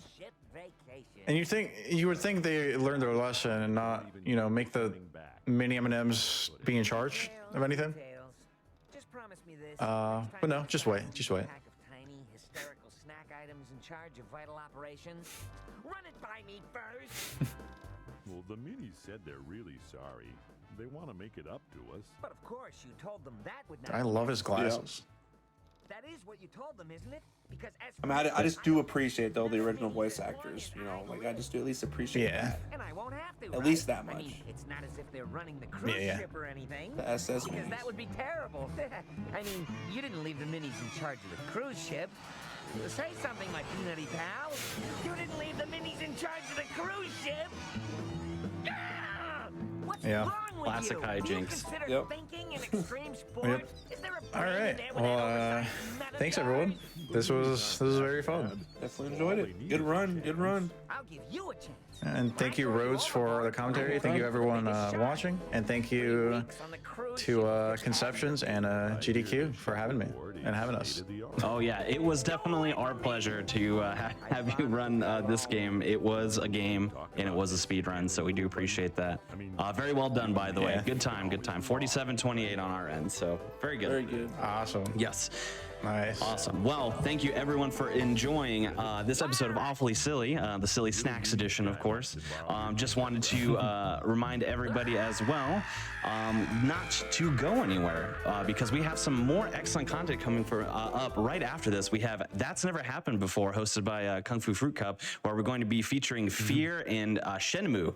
So that's going to be some excellent content for you. And then also starting tomorrow at 7 p.m. Eastern, we also have Random Number Generation, which is going to be featuring a couple of our fellow Hotfix showrunners doing an Ocarina of Time co-op randomizer. And that's going to be with Nuclear Reaction and Fant TV.